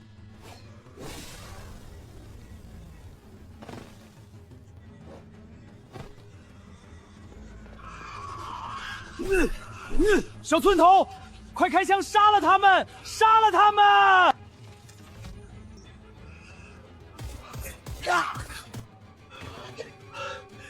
总算解决完了。助理变丧尸太快了，没问出来太多东西。魔音到底是什么？教授为什么会变成丧尸？魔音是类似基因的存在，基因依靠生物繁衍复制自身，而魔音通过思想、行为口口相传复制自身。感染魔印后，只要知道丧尸是什么，就会变成丧尸。如果把魔焰比作怪物，想消灭它，就只能杀死所有知道它的人。否则，只要还有一个人知道，魔焰就会无限重生。说起来，我们也算运气好，至少赶在它扩散前解决了。如果我们再晚10分钟，足够它感染几百万人。那这么说，我们也被感染了？我们也知道丧尸啊？我怎么感觉我没事？可能没有，也可能被感染了，我不知道。也许感染速度和体质有关。那个助理也知道丧尸信息，加上接触过魔念，因此提前转变了。安可，你确定我们兑换的解毒剂对魔焰病毒也有效？还有，只要不像助理那样接触过魔焰，就算知道也没事。对，这次虽然是魔念，但本质上也是把人变成丧尸。至于第二个，应该也没错。比如在地球上，很多人都知道丧尸鬼怪，但想感染人，首先体内就要有魔焰，然后依靠信息引爆。但现在魔焰的源头已经不能确定，对吗？如果教授不是接触到了魔焰才变成这样，而是他们这里的所有人本身体内就有魔焰呢？只要知道信息，等系统倒计时结束，就会直接引爆。该死！我想明白另一队的难度是什么了，是陷阱。这2个答案单独选择任何一个都是陷阱。你继续联系他们，我去找他们，无论如何也要阻止他们。原来是这样，另一队为了获取军方信任，必然说了丧尸的信息。而在不知道病毒会出现在何处下，他们想减少感染的办法只有一个，那就是告诉全世界丧尸是什么。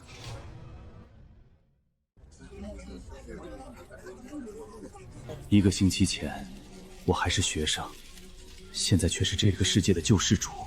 这里虽是地狱，也是天堂啊！罗杰，我们发现了那一队人的踪迹。1分钟前，目标出现在南安普尔顿大学，看移动方向，应该是冲我们来的。要不要安排部队狙击？联系弗兰克。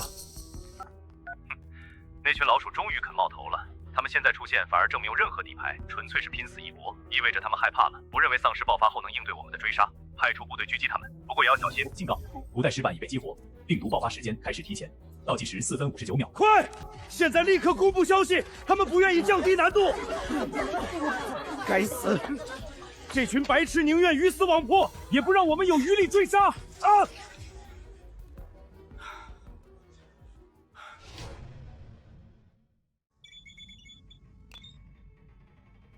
喂，你们告了多少人有关丧尸的事？快停下！病毒是魔液，感染方式不是靠……如果我是你，我会立刻选择自杀，至少那样还能死得痛快些。罗杰，他们说了什么？没什么，一群疯子。小心场内出现感染者，虽然概率极低，但还是谨慎点。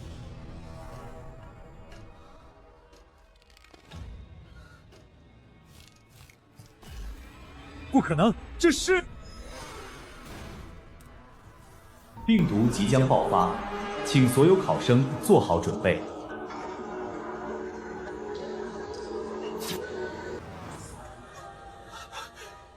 叶林，我们不去找他们了吗？他们不是接了吗？来不及了，我已经听到了广播，他们发出了信息。石板不是我们开启的，我们连看都没看到。这意味着，这里还有第三方。不是哥们儿，还有高手。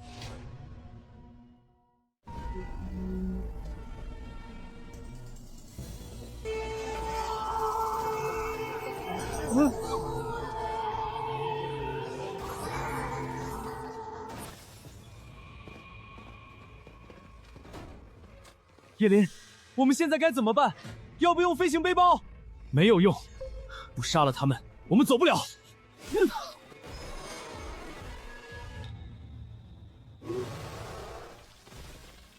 警告：当前感染人数46亿5千万，难度等级 A 级。贺征、黄良，掩护我，我们冲出去！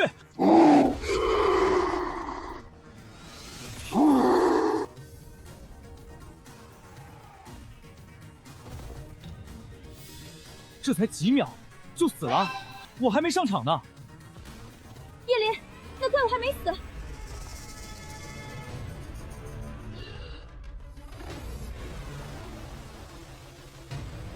叶林，小心！焰闪，背刺。这什么能力？这小子怎么那么会耍帅？还愣着干什么？先冲过这片楼区，然后用飞行背包。四面八方冲来的丧尸越来越多，而且还在快速融合进化，随时会出现新的变异体。好。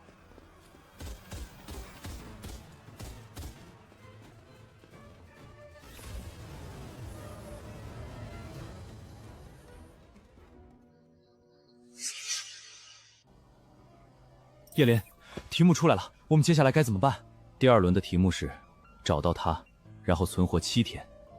按 A 级难度，找不到系统要求的东西，我们大概率活不过几天。所以这轮关键就是系统要找到的东西是否是古代石板，如果是，那是什么？又被谁拿走了？叶林，你也认为系统要我们找的东西就是古代石板吗？虽然我也是这么想的，可总觉得指向性会不会太明显了？只能是石板。1. 教授提过石板上有进化的办法。2. 石板是从法老坟墓中找到的，那里有被困死的感染者，这种做法明显是阻断魔音传播。3. 石板可以加速病毒传播。3者高度关联。你觉得不对劲，是因为系统特意提到了，但系统原本不会提到，只是有人提前引爆，导致系统提醒。还有另一个队伍，妈的，我就知道哪有这么巧的事。我们刚线有问题，结果就立马引爆，再晚几分钟，说不定都能阻止那些傻逼。叶林，可能内部也有矛盾，一方强势，一方弱势。强势方手握更多东西，弱势方只是在执行命令，分开后才敢接通通讯，因此不排除犯罪头目想要杀掉同伙，独吞奖励。不排除这种可能，但我觉得他们这么做风险是不是太大了？风险并不大，如果拿到石板的人躲在很安全的地方，完全可以这么做。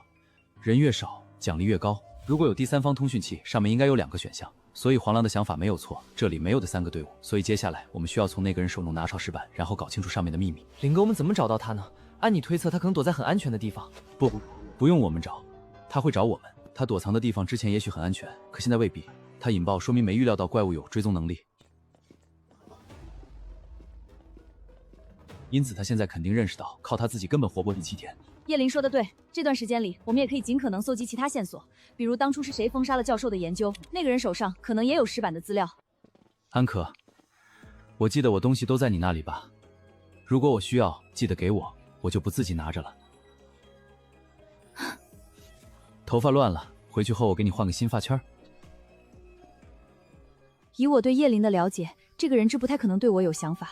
这个家伙是发现了什么吗？如果是，他想告诉我什么？为什么是我？又为什么不说出来？叶林，小心！我好像看到了鬼，他在你旁边的车上。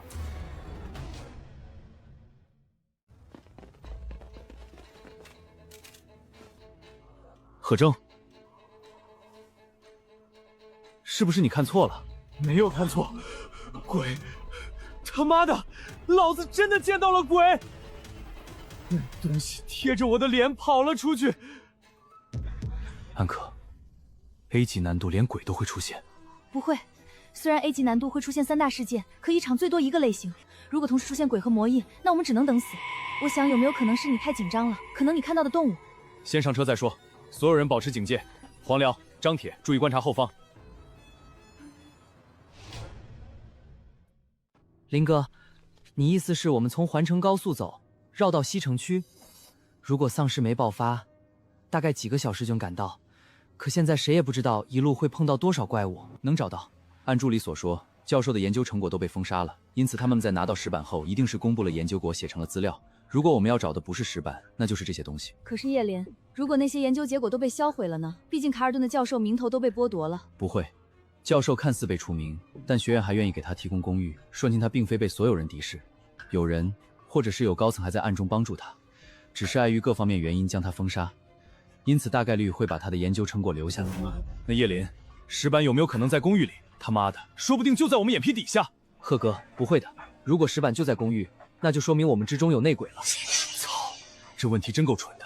如果真在公寓里，只能是找到石板的张铁兄弟偷偷打开了。林哥，我还有最后一个问题想问：假设我们要找的只能是古代石板，而拿到石板的那个人被困在市中心，就算他主动联系我们，我们也必须去救他。理论上是这样，系统没有强制要求拿石板，只是拿不到，难度就降不下去。最麻烦的是通讯器，如果另一队的通讯器没在活着的人手上，他们想联系我们都做不到。妈的，最好不用救，那群傻逼被吃完了才好。他今天的确有点怪，尤其是上车前那段话，简直像是被夺舍了。是我多想了，还是这个家伙真的对我？叶林，不说这些了，你那个会瞬移的能力是不是武器效果？还有那个火，也太牛逼了。对，效果勉勉强强。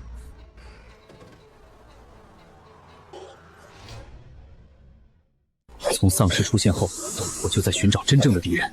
这些丧尸能无声包围到如此近的距离才被发现，尸潮中一定有具有高等智能的变异体，不解决掉对方，我们落地就会被再次包围。那怎么找？黄良，照明弹，再打照明弹！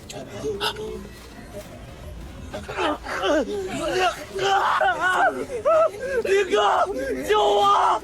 救我！呼叫！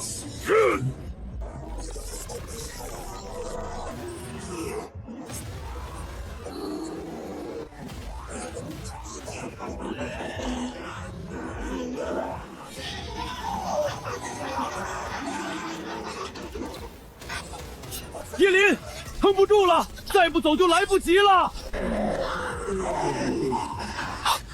血，用血去吸引他们。可是丧尸明显对血腥味敏感，要是再让丧尸狂暴，我们恐怕……好，我来，我弄点血吸引他们。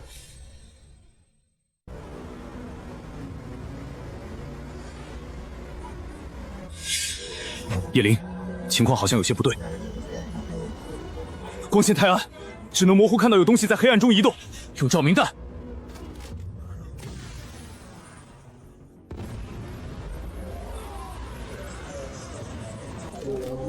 开火！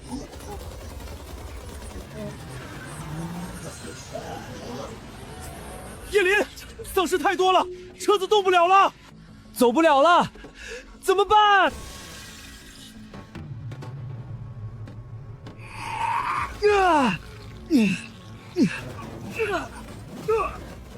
何哥，你被咬伤了，管不了这个了。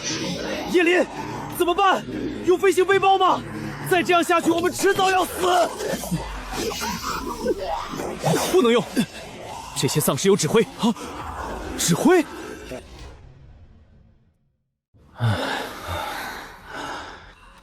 妈的，这就是 A 级难度，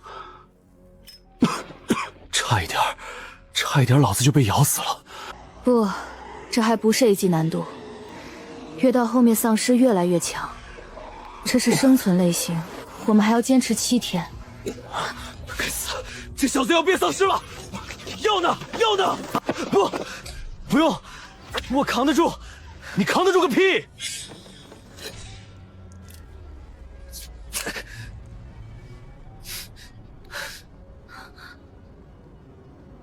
胡家，你是不是没兑换多少药？林哥，我都换了，你们给我的分我都换掉了。我只是有点舍不得，现在用解毒太浪费了。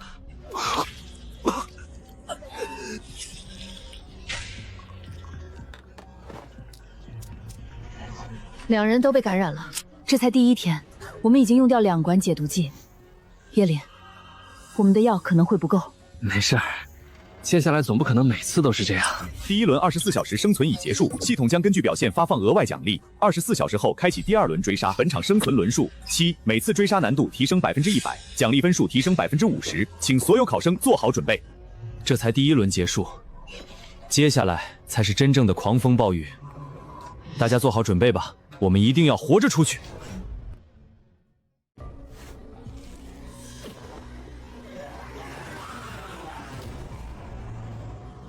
找到了，周围的丧尸抢夺鲜血，你却跟雕像一样一动不动，真以为自己隐藏得很好。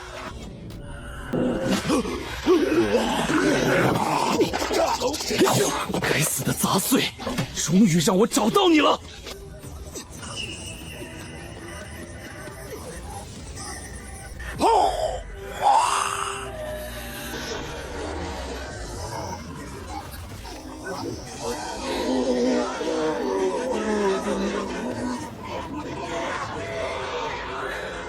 走，丧尸已经快处理干净了，赶快发车！